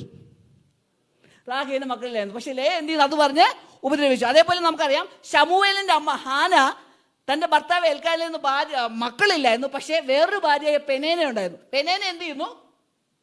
ഹാനയെ എപ്പോൾ നോക്കിയാൽ ഈ കാര്യം പറഞ്ഞ് ഉപദ്രവിച്ചു. അപ്പോൾ നമുക്കറിയാം സ്ത്രീകൾ ഈ ഒരു കാര്യത്തിൽ ഭയങ്കരമായിട്ട് ക്രൂരരാവാൻ സാധിക്കുമെന്നുള്ള ചരിത്രം നമുക്ക് വേദപുസ്തകത്തിൽ നമുക്ക് കാണാൻ സാധിക്കുന്നു. ഇവിടെ 3 പേര്, അബ്രഹാം, ഇസ്ഹാക്ക്, യാക്കോബ്. അബ്രഹാമിന് എത്ര ഭാര്യമാരുണ്ടായിരുന്നു? 3. ഇസ്ഹാക്കിന് എത്ര ഭാര്യ ഉണ്ടായിരുന്നു? ആ 3ാമത്തെ ഭാര്യയിലേക്ക് ഞാൻ വരാം. ഓക്കെ, ഇസ്ഹാക്കിന് എത്ര ഭാര്യ ഉണ്ടായിരുന്നു? 1. യാക്കോബിന് എത്ര ഭാര്യ ഉണ്ടായിരുന്നു? 4. അവർ കൂടാതെ അവരുടെ ദാസിമാരെടുത്തു. ഓക്കെ, ഇതിൽ ഏറ്റവും കൂടുതൽ കാലം ജീവിച്ചെന്നായിരുന്നു അറിയാമോ? ഈ 3 പേരിൽ ഏറ്റവും കൂടുതൽ കാലം ജീവിച്ചിരുന്നത് ഇസഹാക്കാണ്. കാരണം ഒറ്റ ഭാര്യ ഉണ്ടായിരുന്നു. ദൈവം പറഞ്ഞു പോളിഗാമി, ബഹുഭാര്യത്വം നല്ലതല്ല, അതുകൊണ്ട് എന്ത് ചെയ്യുന്നു? അവരുടെ ആയുസ്സും കുറഞ്ഞായിട്ട് നമുക്ക് അവിടെ കാണാൻ സാധിക്കും. അതേ മാത്രമല്ല നമ്മൾ ചിന്തിക്കേണ്ടത്, അബ്രഹാം ആയിക്കോട്ടെ, ഇസ്ഹാക്ക്, യാക്കോബ്, ഇവരുടെ 3 വേറൊരു സമാനമുണ്ട്. 3 പേർക്ക് മക്കളില്ലായിരുന്നു. മക്കൾ ജനിച്ചത് അതിശയം കൊണ്ടാണ്. അബ്രഹാമിന് സാറയിൽ നിന്ന് ലഭിച്ചത് അതിശയമാണ്. ഇസഹാക്കിന് ആര് ലഭിച്ചത്? യാക്കോബിന് ലഭിച്ചത് എന്താണ്? അതിശയമായിരുന്നു. അതേപോലെ യാക്കോബിന് ലേയിൽ ഇഷ്ടംപോലെ പുത്രന്മാരുണ്ടായിരുന്നു, പക്ഷേ ഏറ്റവും അവസാനമാണ് ആര് ജനിക്കുന്നത്? യോസെഫും ബെന്യാമിനും ജനിക്കുന്നത്. അപ്പോൾ ഈ 3 പേരിലും ദൈവം അതിശയം പ്രവർത്തിച്ചു. ദൈവത്തിന്റെ മാർഗം, ദൈവത്തിന്റെ വാഗ്ദാനത്തിലാണ് അവർക്ക് 3 പേർക്കും മകനും. അതുകൊണ്ട് നമ്മൾ പറഞ്ഞ അബ്രഹാമിന്റെയും ഇസഹാക്കിന്റെയും യാക്കോബിന്റെയും ദൈവത്തെ നമ്മൾ ആരാധിക്കുന്ന. അതുകൊണ്ട് നമ്മുടെ ജീവിതത്തിൽ എന്താ അസാധ്യതകൾ ഉണ്ടായിക്കോട്ടെ, സാധ്യമാക്കുന്നൊരു ദൈവത്തെയാണ് നമ്മൾ ആരാധിക്കുന്നത്. നമുക്ക് തുടരാം. ഉൽപ്പത്തിയുടെ പുസ്തകം 21:3. ഇത് വായിക്കുന്ന മുമ്പ് അതിനുശേഷം എന്ത് ചെയ്യുന്നു? 2 തവണ ദൈവം വീണ്ടും വാഗ്ദാനം ചെയ്യുന്നു, നിനക്കൊരു മകൻ ഉണ്ടാകുന്നു. ആദ്യം അബ്രഹാമിനോട് വാഗ്ദാനം ചെയ്യുന്നു. വായിക്കാൻ സമയമില്ല. അവിടെ വായിക്കാൻ ചെയ്യുമ്പോൾ അബ്രഹാം ആദ്യം ചിരിച്ചു. എന്നിട്ട് പറഞ്ഞു, എൻ്റെ മകൻ ആര്? ഇശ്മയേൽ നന്നായി ഇരുന്നാൽ മതിയെന്ന്. പക്ഷെ ദൈവം എന്ത് പറഞ്ഞു? അല്ല, നിന്റെ ഭാര്യയെ സാറായിൽ നിനക്കൊരു മകനുണ്ട്. പിന്നെ 3 പേർ അവരുടെ ഭവനത്തെ സന്ദർശിക്കുന്നുണ്ട്. ആ സമയത്ത് പറഞ്ഞു നിനക്കൊരു മകൻ ഉണ്ടാവുന്നു. അപ്പൊ സാറായും ചിരിച്ചു. ഇതെല്ലാം നമുക്ക് വായിക്കാൻ സാധിക്കും. പക്ഷേ നീ ഒരു മകനെ പ്രസവിക്കുമെന്ന് അവർക്ക് വാഗ്ദാനം. അങ്ങനെ അവർക്ക് മകൻ ലഭിച്ചു. ഉൽപ്പത്തിയുടെ പുസ്തകം 21:3. ദൈവത്തിന്റെ വാഗ്ദാനത്തിൽ ലഭിച്ച പുത്രൻ. സാറ അബ്രഹാമിന് പ്രസവിച്ച മകന് അവന് ഇസഹാക്ക് എന്ന് പേര് ഇട്ടു. ഇനിയാണ് ചില സംഭവങ്ങൾ നമുക്ക് നടക്കുന്നതെന്ന് നമുക്ക് കാണാൻ സാധിക്കുന്നു. അതിലേക്ക് ജനിച്ചതിന് ഒരു കാര്യം ഞാൻ പറയാൻ വിട്ടുപോയി. അത് വളരെ പ്രധാനപ്പെട്ട കാര്യമായിരുന്നു. ഉൽപ്പത്തിയുടെ പുസ്തകം 16-ാം അധ്യായത്തിലേക്ക് വരാം. ഉൽപ്പത്തിയുടെ പുസ്തകം 16-ാം അധ്യായം. ഞാൻ നേരത്തെ പറഞ്ഞു സാറയ്ക്ക് എന്ത് ചെയ്തു? ഹാഗറിനോട് ദേഷ്യം തോന്നി. കാരണം ഹാഗർ സാറയെ വളരെ തെറ്റായിട്ട് രീതിയിൽ എന്ത് ചെയ്തു? പ്രതികരിക്കുന്നതായിട്ട് കാണാൻ സാധിക്കും. അതുകൊണ്ട് സാറ അബ്രഹാമിനോട് പറഞ്ഞു, നീയാണ് തെറ്റിയത്. അതിന് അബ്രഹാമിന് മറുപടി എന്തായിരുന്നു? 6-ാം വാക്യം, ഉൽപ്പത്തി 16:6. അബ്രഹാം സാറയോട്, നിന്റെ ദാസി നിന്റെ കയ്യിൽ ഇരിക്കുന്നു, ഇഷ്ടം പോലെ അവളോട് ചെയ്തു കൊള്ളുക എന്ന് പറഞ്ഞു. സാറായി അവളോട് കാഠിന്യം തുടങ്ങിയപ്പോൾ അവൾ അവളെ വിട്ട് ഓടിപ്പോയി. അങ്ങനെ ഓടിപ്പോയ സമയത്ത് ഒരു ദൂതൻ എന്ത് ചെയ്തു? ഹാഗറിന്റെ അടുക്കൽ വരുന്നതായിട്ട് നമുക്ക് അവിടെ കാണാൻ സാധിക്കുന്നു. നമുക്ക് വായിക്കാം 9-ാം വാക്യം. യഹോവയുടെ ദൂതൻ അവളോട്, നിന്റെ യജമാനത്തിയുടെ അടുക്കൽ മടങ്ങിച്ചെന്ന് അവൾക്ക് കീഴടങ്ങിയിരിക്കുക എന്ന് കൽപ്പിച്ചു. യഹോവയുടെ ദൂതൻ പിന്നെയും അവളോട്, ഞാൻ നിന്റെ സന്തതിയെ ഏറ്റവും വർദ്ധിപ്പിക്കും. ഇതേ അനുഗ്രഹമല്ലയോ ഇസാക്കിന് കൊടുത്തത്? ഞാൻ നിന്റെ സന്തതിയെ ഇശ്മേലിന് കൊടുക്കുന്നു, ഏറ്റവും കൂടുതൽ വർദ്ധിപ്പിക്കും, അത് എണ്ണിക്കൂടാതെ വണ്ണം പെരുപ്പമുള്ളതായിരിക്കും. പിന്നെയും പറയുന്നു, നീ ഗർഭിണിയല്ലോ, നീ ഒരു മകനെ പ്രസവിക്കും, യഹോവ നിന്റെ സങ്കടം കേൾക്കുന്നത് കൊണ്ട് അവന് ഇശ്മായേൽ എന്ന് പേർ വിളിക്കണം. ഇനി അവന്റെ സ്വഭാവത്തെ കുറിച്ച് പറയുന്നു. അബ്രഹാമിന് കൊടുത്ത വാഗ്ദാനം ഇതേപോലെയാണോ? അതെ, വലിയൊരു ജാതിയാക്കും, അവര് എന്താണ്, നിന്റെ മക്കളെ കടൽ തീരത്തിലെ മണൽ പോലെയാക്കും, ആകാശത്തിലെ നക്ഷത്രത്തെ പോലെയാക്കും. പക്ഷേ അവനിലാണ് എല്ലാ രാജ്യങ്ങളും അനുഗ്രഹിക്കപ്പെടുന്നു പറഞ്ഞു. പക്ഷേ ഇശ്മായേലിനെ കുറിച്ച് എന്ത് പറയുന്നു? അതാണ് നമ്മളിവിടെ പ്രധാനപ്പെട്ട് ചിന്തിക്കേണ്ടത്. 12-ാം വാക്യം. അവൻ കാട്ടുകഴുതയെ പോലെ മനുഷ്യനായിരിക്കും, അവന്റെ കൈ എല്ലാവർക്കും വിരോധമായും എല്ലാവരുടെയും കൈ അവന് വിരോധമായും ഇരിക്കും, അവൻ തന്റെ സകല സഹോദരന്മാർക്കും എതിരെ പാർക്കുമെന്ന് അരുളി ചെയ്തു. അപ്പോൾ ഇവിടെ നമുക്ക് വ്യക്തമായിട്ട് കാണാം, അവൻ കാട്ടുകഴുത, ഹിൽ ബി വൈൽഡ്. ഇംഗ്ലീഷ് കൊടുത്തതാണ്, ഹിൽ ബി വൈൽഡ്. കാട്ടുകഴുതയെ പോലെ വളരെ വേഗതയും അധികം ചിന്തിക്കാതെ കാര്യങ്ങൾ ചെയ്യുന്നു. സകല മനുഷ്യന്റെ കൈ അവന്റെ എതിരെയും അവന്റെ കൈ സകല മനുഷ്യരുടെ മേലെ. എപ്പോഴും അവന് പ്രശ്നമുണ്ടാവും. ഇന്ന് മിഡിൽ ഈസ്റ്റിൽ പ്രശ്നമുണ്ടോ? എപ്പം നോക്കിയാലും അവിടെ പ്രശ്നമുണ്ടോ? അത് ഇസ്മായിലിന്റെ വംശപരത ദൈവം കൊടുത്ത കാര്യത്തെ തന്നെയാണ്. അവിടെ വച്ചാണ് ഇസ്മായിൽ എന്ന് പേരിട്ടത്. ഇവിടെ ഇസാക്കിന്റെ വാഗ്ദാനവും ഇസ്മായിലിന്റെ വാഗ്ദാനത്തിൽ വ്യത്യാസം കാണാം. രണ്ടും ഓപ്പോസിറ്റാണ്, ഒന്നല്ല. രണ്ടുപേർക്കും പെരുകാൻ പറഞ്ഞു, പക്ഷെ ഒരാൾ അനുഗ്രഹവും മറ്റൊരു പ്രശ്നവുമാണ്. മനസ്സിലാകുന്നുണ്ടല്ലോ? ഓക്കെ, ഇനി നേരത്തെ ഞാൻ പറയാൻ വിട്ടുപോയതാണ്. ഓക്കെ, ഇനി നമുക്ക് വായിക്കാം ഉൽപ്പത്തിയുടെ പുസ്തകം 21:8-9. പൈതൽ വളർന്ന് മുലകുടി മാറി, ഇസഹാക്കിന്റെ മുലകുടി മാറിയ നാളിൽ അബ്രഹാം വലിയ വിരുന്ന് കഴിച്ചു. ചിന്തിക്കുക, ഇതുവരെ അവകാശിയായ മകനെ പ്രസവിച്ചതും കൊണ്ടു നടന്ന ആരാണ്? ഹാഗറാണ്. പക്ഷെ ഹാഗറിന് എന്ത് പറ്റി? തൻ്റെ സ്ഥാനമെല്ലാം ഇപ്പോൾ പോയി. വലിയ സ്ഥാനത്ത് എനിക്ക് കിട്ടും, ഞാൻ എൻ്റെ മകൻ വലിയ ആളാകുമെന്ന് പറഞ്ഞിട്ട് ഇപ്പോൾ അബ്രഹാമിന് സാറയ്ക്ക് ഒരു മകനുണ്ട്. അപ്പോൾ ഹാഗറിൻ്റെ ചിന്താഗതിയും സ്വപ്നങ്ങളെല്ലാം എന്ത് ചെയ്യും? തകർന്നു പോയി കാണും അല്ലേ? ഇവിടെ എന്താണ്? മുലകൂടി മാറി, അല്ലെങ്കിൽ വീനിങ് എന്നാണ്. ഇന്നത്തെ കുഞ്ഞുങ്ങൾക്ക് മുലകൂടി മാറുന്ന എപ്പോഴാണ്? 2-3 വയസ്സാണ്. പക്ഷെ ആ കാലഘട്ടത്തിൽ കുറച്ചുകൂടെ വൈകിയാണ്, ഒരു 5-6 വയസ്സിലാണ്. അപ്പോൾ ആ പ്രായമുണ്ട് ആർക്ക്? ഇസഹാക്കിന് ഈ സമയം. മിസ്രൈമെ ദാസി ഹാഗാർ അബ്രഹാമിന് പ്രസവിച്ച മകൻ പരിഹാസി എന്ന് സാറ കണ്ടു. അപ്പോൾ ഇവിടെ ഒരു ഉപദ്രവം നടക്കുകയാണ്. ആരെ ഉപദ്രവിക്കുന്നു? ഇശ്മായേൽ ഇസഹാക്കിനെ ഉപദ്രവിക്കുന്നു. ആദ്യ ഉപദ്രവം ആരുടെയായിരുന്നു? ഹാഗറും സാറയും. മാതാക്കന്മാരുടെ സ്വഭാവം മക്കളിലേക്കും പകരും. അതേപോലെ ഇവിടെ ഇശ്മായേൽ എന്ത് ചെയ്യുന്നു? ഇസഹാക്കിനെ ഉപദ്രവിക്കുന്നു. ഇവിടെ എന്താണ് പറഞ്ഞ? പരിഹസിച്ചു അല്ലേ എന്ന് പറഞ്ഞു. അപ്പോൾ അതെങ്ങനെ ഉപദ്രവമാവുമെന്ന് ചിന്തിക്കുകയാണെങ്കിൽ അപ്പോസ്തലനായ പൗലോസ് ഇതിനെ കുറിച്ച് പറയുന്നുണ്ട്. ഓക്കെ, നമുക്ക് വായിക്കാം. ഗലാത്യർ 4:29. ഗലാത്യർ 4:29 ഇപ്രകാരം വായിക്കും. എന്നാൽ അന്ന് ജഡപ്രകാരം ജനിച്ചവൻ ആത്മപ്രകാരം ജനിച്ചവനെ ഉപദ്രവിച്ചതുപോലെ ഇന്ന് കാണുന്നു. ആരാണ് ജഡപ്രകാരം ജനിച്ചവൻ? ഇശ്മായേൽ. ആരാണ് വാഗ്ദത്ത പ്രകാരം ജനിച്ചത്? ഇസാക്ക്. ഒന്ന് പ്രവൃത്തിയാൽ, ഒന്ന് വിശ്വാസത്താൽ. ഇശ്മായേൽ പ്രവൃത്തി കൊണ്ട് രക്ഷ നേടാൻ നോക്കുന്നു, ഇസാക്ക് വിശ്വാസത്താൽ ഈ ഭൂമിയിലേക്ക് വന്നു. അപ്പോൾ അവിടെ ഉപദ്രവം നടക്കുന്നത് നമുക്കിവിടെ കാണാൻ സാധിക്കും. നമുക്കിനി വായിക്കാം, തുടർന്ന് വായിക്കാം ഉൽപ്പത്തിയുടെ പുസ്തകം 21-ാം അധ്യായം 16 മുതലുള്ള വാക്യങ്ങൾ.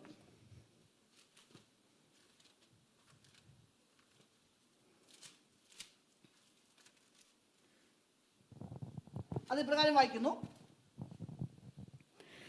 അവൾ പോയി അതിനെതിരെ 16 അതിന് കുറച്ച് പിറകിലോട്ട് നമുക്ക് പോകാം.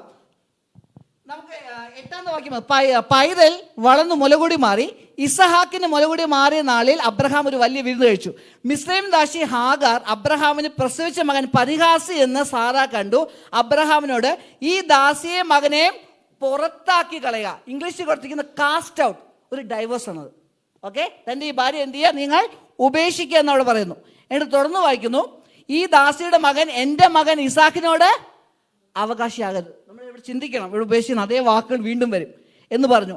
തൻ്റെ മകൻ നിമിത്തം ഈ കാര്യം അബ്രഹാമിന് അനിഷ്ടമായി. അബ്രഹാമിൻ്റെ മകൻ തന്നെയാണ് ആരും? ഇശ്മേൽ. ആണ് അബ്രഹാമിന് വിഷമം ഉണ്ടായിരുന്നു. പക്ഷേ എൻ്റെ നിമിത്തവും അവകാശമെന്ന് പറഞ്ഞു. തൻ്റെ മകൻ നിമിത്തം ഈ കാര്യം അബ്രഹാമിന് അനിഷ്ടമായി. എന്നാൽ ദൈവം അബ്രഹാമിനോട് ബാലിൻ്റെ നിമിത്തവും ദാസിയുടെ നിമിത്തവും നിനക്ക് അനിഷ്ടം തോന്നരുത്, സാറ നിന്നോട് പറഞ്ഞതൊക്കെ അവളുടെ വാക്ക് കേൾക്കുക. അപ്പോൾ ദൈവം എന്താണ് അവളോട് പറഞ്ഞത്? സാറ പറഞ്ഞത് കേൾക്കുക, ഭാര്യ പറയുന്നത് തക്കാലം അനുസരിക്കുക. ഇത് നമ്മൾ അതിൻ്റെ പ്രാധാന്യത്തിൽ കൂടുതൽ പോകാൻ പോലെ ഭാര്യമാർ എന്ത് പറഞ്ഞാലും ഭർത്താക്കന്മാർ കേൾക്കണം എന്നല്ല ഈ തിരുവചനം പറയുന്നത്. ഈ കാര്യത്തിൽ സാറ എന്ത് പറയുന്നു, അബ്രഹാം എന്ത് ചെയ്യുക? അത് കേൾക്കുക. എന്നിട്ട് തുടർന്ന് പറയുന്നു 11-ാം വാക്യം, 13 വാക്യം. ദാസിയുടെ മകനെയും, ഇവിടെ നമ്മൾ കാര്യം ഓർക്കണം, അബ്രഹാമിന് വളരെ വിഷമകരമായ കാര്യമാണ് തൻ്റെ മകനെ അയക്കുക എന്നുള്ളത്. ദൈവം പറഞ്ഞു ആ രാത്രിയിൽ അവരെ പുറത്താക്കാൻ. അടുത്ത ദിവസം രാവിലെ തന്നെ അവരെ വെളിയിലാക്കുന്നു. ചിന്തിച്ചു നോക്കാം. അബ്രഹാമിനോട് ദൈവം ഒരു കാര്യം ആവശ്യപ്പെടുമ്പോൾ അബ്രഹാം കാത്തിരിക്കുന്നില്ല, അത് ചിന്തിക്കുന്നില്ല, അത് ചെയ്യണോ വേണ്ടതെന്ന്. ഉടൻ തന്നെ അബ്രഹാം ചെയ്യുന്നതായിട്ടുള്ള ഉദാഹരണം നമുക്കിവിടെ കാണാൻ സാധിക്കുന്നു. ഇനി നമ്മൾ അങ്ങനെ അവർ പോകുന്നു. ഒരു തുരുത്തിയിൽ മാത്രം, ഞാൻ എല്ലാം വായിക്കാൻ സമയം എടുക്കുന്നില്ല, വെള്ളം കൊടുക്കുന്നു. അവർ കുറേ നടക്കുന്നു, വെള്ളമെല്ലാം തീരുന്നു, തൻ്റെ മകൻ മരിക്കാറായി. തൻ്റെ മകൻ മരിക്കുന്നത് കാണാൻ ആഗ്രഹമില്ലാത്തതുകൊണ്ട് ഒരു തണലിൽ തൻ്റെ മകനെ കിടത്തിയിട്ട് ഒരു അമ്പിനകലെ തൻ്റെ മാതാവ് പോയിരുന്നു. അപ്പോൾ ദൈവത്തിന് ദൂതൻ പ്രത്യക്ഷമായി. ഇനി നമുക്ക് വായിക്കാം ഉൽപ്പത്തി പുസ്തകം 21-ാം അധ്യായം അതിൻ്റെ 17-ാം വാക്യം. ദൈവം ബാലന്റെ നിലവിളി കേട്ടു.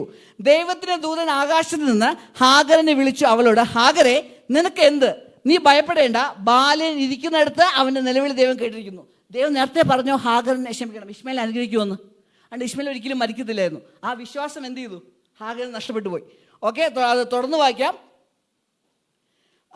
നിലവിളി ദൈവം കേട്ടിരിക്കുന്നു. നീ ചെന്ന് ബാലനെ താങ്ങി എഴുന്നേൽപ്പിച്ചു കൊള്ളുക, ഞാൻ അവനെ ഒരു വലിയൊരു ജാതിയാക്കുമെന്ന് അരുളി ചെയ്തു. ദൈവം അവളുടെ കണ്ണ് തുറന്നു, അവൾ ഒരു നീരുറവ കണ്ടു, ചെന്ന് തുരുത്തിയിൽ വെള്ളം നിറച്ചു ബാലനെ കുടിപ്പിച്ചു. ദൈവം ബാലനോട് കൂടെ ഉണ്ടായിരുന്നു. അവൻ മരുഭൂമിയിൽ പാർത്തു. എവിടെ പാർത്തു? മരുഭൂമിയിൽ. ഓക്കെ, മിഡിൽ ഈസ്റ്റിന് മരുഭൂമിയാണോ? അതെ, മരുഭൂമിയിൽ പാർത്തു. മുതിർന്നപ്പോൾ ഒരു വില്ലാളിയെ തീർന്നു. He become an hunter. അവൻ പാരാൻ മരുഭൂമിയിൽ പാർത്തു. അവന്റെ അമ്മ മിസ്രൈം ദേശത്ത് നിന്ന് അവന് ഭാര്യയെ കൊണ്ടുവന്നു. ഇശ്മായേലിന്റെ ഭാര്യ ആരാണ്? ഇശ്മായേലിന്റെ ഭാര്യ ആരാണ്? മിസ്രൈം ദേശത്ത് നിന്നുള്ളായിരുന്നു. മിസ്രൈം എവിടെ നിന്ന് വരുന്നു? ഹാമിൽ നിന്ന്. അപ്പോൾ വീണ്ടും ഷേമും ഹാമുമായിട്ടുള്ള കൂട്ടായ്മ ഇവിടെ കാണുന്നു. അപ്പോൾ അറബ് ജനം എന്ന് പറയുമ്പോൾ, ഇസ്മായേലിന്റെ കൂട്ടം എന്ന് പറയുമ്പോൾ അതിൽ ഇസ്മായേലിന്റെ മക്കൾ മാത്രമല്ല എവിടെ നിന്ന് വരുന്നുണ്ട്? ഹാമിന്റെ വംശപാരമ്പര്യവും അവിടെ കൂടുതൽ നമുക്കിവിടെ കാണാൻ സാധിക്കുന്നു. ഇനി അടുത്ത സഹോദരന്മാരുടെ വഴക്കിലേക്ക് പോകാം. യാക്കോബും യേശുവിലേക്ക് വരുന്നതിന് മുൻപ് അതിന് ശേഷമുള്ളതാണ് യോസഫിന്റെ സഹോദരന്മാർ അല്ലേ? യോസഫിനോട് തൻ്റെ പിതാവ് അധിക സ്നേഹം കാണിക്കുന്നതുകൊണ്ട് അസൂയ തോന്നി അവനാദ്യം കൊല്ലാൻ വിട്ടു, പിന്നെ അവനെ വിറ്റു. ആ വാക്യം നമുക്ക് വായിക്കാം. ഉൽപ്പത്തിയുടെ പുസ്തകം 37-ാം അധ്യായം 28-ാം വാക്യം. മിദ്യാന കച്ചവടക്കാർ ആരാണ്? ആരാണ് മിദ്യാന്യർ? ആരാണ് മിദ്യാന്യർ? ഞാൻ നേരത്തെ പറഞ്ഞു അബ്രഹാമിന് ഒരു ഭാര്യയും കൂടെ ഉണ്ട് അല്ലേ? വായിക്കാം ഉൽപ്പത്തിയുടെ പുസ്തകം 25. ഉൽപ്പത്തിയുടെ പുസ്തകം 25-ാം അധ്യായം അതിൻ്റെ 1-ാമത്തെ വാക്യം, 1-2. ഉൽപ്പത്തിയുടെ പുസ്തകം 25, 1-2. അബ്രഹാം വേറൊരു ഭാര്യയെ പരിഗ്രഹിച്ചു. എപ്പോഴാണ്? സാറയുടെ മരണത്തിന് ശേഷം. ഓക്കെ, അവൾക്ക് കെത്തൂറ എന്ന് പേർ. അവർ സിമ്രാൻ, യോക്ഷാൻ, മേദാൻ, മിദ്യാൻ, ഇഷ്ബാക്, ഷൂവാഹ് എന്നിവരെ പ്രസവിച്ചു. അപ്പോൾ മിദ്യാന്യർ എന്ന് പറയുന്ന ആരുടെ മക്കൾ തന്നെയാണ്? അബ്രഹാമിന്റെ മക്കൾ. ഷേമിന്റെ വംശപാരമ്പര്യത്തിൽ തന്നെ വരുന്നതാണ് ആദ്യം ഈ മിദ്യാന്യർ. പക്ഷെ വാഗ്ദത്ത മക്കളാണോ? അല്ല. അപ്പൊ മിസ്രൈമിൽ നിന്ന് വന്ന കൂട്ടത്തെ എന്ത് വിളിക്കുന്നു? ആദ്യം മിദ്യാന കച്ചവടക്കാർ. കടന്നു പോകുമ്പോൾ അവർ യോസഫിനെ കുഴിയിൽ നിന്ന് വലിച്ചു കയറ്റി ഇശ്മായേലിയർ. ഒരേ കൂട്ടരെ 2 പേര് വിളിക്കുന്നു. ഏതൊക്കെയാണ്? മിദ്യാനർ, ഇശ്മായേൽ. ആരാണ് ഇശ്മായേലിയർ? ഇശ്മായേലിന്റെ വംശപാരമ്പര്യം. എന്താണ് സംഭവിച്ചത്? അബ്രഹാമിൻ്റെയും കെത്തൂരിൽ നിന്നുണ്ടായ മക്കളും ഇസ്മായിലിൻ്റെ മക്കളും പരസ്പരം അങ്ങോട്ടും ഇങ്ങോട്ടും വിവാഹം കഴിച്ചു. അങ്ങനെ വിവാഹം കഴിച്ചിട്ട് അവർ കളന്നു. അതിപ്പോൾ ഈ മിസ്രൈമിലുള്ളവർ എന്താണ്? ഇസ്മായിലരുമാണ്, മിദ്യാനരുമാണ്. എല്ലാം ഒരു വ്യക്തിയിൽ നിന്ന് വന്നാണ്. ഹാമിൽ നിന്നും ഷേമിൽ നിന്നുള്ള മിക്സർ തന്നെയാണ് വീണ്ടും വീണ്ടും നമുക്കവിടെ കാണാൻ സാധിക്കുന്നത്. ഇനി വേറെ ചില ഗോത്രങ്ങളെ കുറിച്ച് പറയാം. അമ്മോനിയരും അതേപോലെ മോവാബിയരും. ഇവർ രണ്ടുപേരും, അബ്രഹാമിന് വേറൊരു ബന്ധു ഉണ്ടായിരുന്നു, കസിൻ, തൻ്റെ സഹോദരൻ്റെ മകൻ. ആരാണ്? ലോത്ത് അല്ലേ? നമുക്കറിയാം, സോദോം ഗോമോറയെ തകർത്തു. അവൻ എന്ത് ചെയ്തു? നഗരം വിട്ട് മലയിലേക്ക് ഓടി. ലോത്തിന് എത്ര മക്കളുണ്ടായിരുന്നു? എത്ര മക്കളുണ്ട്? 2 പെൺമക്കൾ. അവരുടെ തലമുറ തുടർന്നു പോകാൻ ആ 2 പെൺമക്കൾ എന്ത് ചെയ്തു? വലിയൊരു പാപം ചെയ്തു. മദ്യം കഴിപ്പിച്ച് അപ്പനോട് ശേഷിച്ചു. അങ്ങനെ ഉണ്ടായ മക്കളാണ്, അവരുടെ വംശപാരമ്പര്യമാണ് ഈ അമ്മോനിയരും പിന്നെ മോവാബിയരും. മനസ്സിലാവുന്നുണ്ടോ? അമ്മോനിയരും മോവാബിയരും ലോത്തിൻ്റെ വംശപാരമ്പര്യത്തിൽ എന്നാണ്. എല്ലാം വായിക്കാൻ സമയമില്ല, അതുകൊണ്ട് ഞാൻ വാക്യങ്ങൾ അതിൽ നിന്ന് എടുക്കാത്തത് ആണ്. ഇനി ക്രിസ്തുവിൻ്റെ വംശപാരമ്പര്യത്തിൽ ഒരു സ്ത്രീയുണ്ട്, മത്തായി പറഞ്ഞത്. ആരാണ്? റൂത്ത്. റൂത്ത് ആരാണ്? മോവാബി സ്ത്രീ. മോവാബി ആരാണ്? ലോത്തിൽ നിന്നാണ്. ഇത് വാഗ്ദത്ത സന്തതിയാണോ? അല്ല. പക്ഷെ അതിൽ വന്നു. എന്തുകൊണ്ട്? വിശ്വാസം. 2 കൂട്ടരേ ഉള്ളൂ. അത് ഇസ്മായേലിയരോ അബ്രഹാമിന്റെ സന്തതി എന്നൊന്നല്ല. ക്രിസ്തുവിൽ വിശ്വസിക്കുന്നവരും സ്വന്തം പ്രവൃത്തി കൊണ്ട് രക്ഷ നേടാൻ ആഗ്രഹിക്കുന്നവരും. ഈ 2 കൂട്ടർ. വേറെ എന്തെല്ലാം വ്യത്യാസം ഉണ്ടായാലും അവിടെ ആ വ്യത്യാസങ്ങളെല്ലാം തകർന്നു പോകുന്നത് നമുക്ക് ഇവിടെ കാണാൻ സാധിക്കുന്നു. ഇനി ഇസ്ഹാക്കും ഇസ്മായിലും തമ്മിൽ ഇഷ്ടംപോലെ സാമാന്യതകളുണ്ട്. അതൊക്കെയാണ് ഇസ്മായിലും ഇസ്ഹാക്കും. 2 പേർക്കും ദൈവം അനുഗ്രഹം കൊടുത്തു. എന്താണ്? വലിയ ജാതിയാക്കും, നിന്നെ പെരുക്കും, ആകാശത്തിലെ നക്ഷത്രങ്ങൾ പോലെ ആക്കും, മണൽ പോലെ ആക്കുന്നു, മണൽത്തരി പോലെ ആക്കുന്നു. പക്ഷേ ഇസ്മായിലിന് എത്ര മക്കൾ? 12 മക്കൾ. അതേപോലെ ഇസ്ഹാക്കിന് എത്ര മക്കൾ? അല്ല, ക്ഷമിക്കണം, ഇസ്ഹാക്കിന് എത്ര മക്കൾ? 2 മക്കൾ. പക്ഷേ യാക്കോബിന് എത്ര മക്കളുണ്ടായിരുന്നു? ഒരേ കുടുംബത്തിൽ 2 പേർക്ക് 12 മക്കൾ. ചിന്തിച്ച് നോക്കിയാട്ടെ. കാരണം ദൈവത്തിന് അനുഗ്രഹമാണ്, ഞാൻ നിങ്ങളെ പെരുക്കി വലിയൊരു ജാതി ആക്കും. ഉൽപ്പത്തിയുടെ പുസ്തകം 17-ാം അധ്യായം 20-ാം വാക്യം. ഇസ്മായിലിനെ കുറിച്ച് ഞാൻ നിന്റെ അപേക്ഷ കേട്ടിരിക്കുന്നു.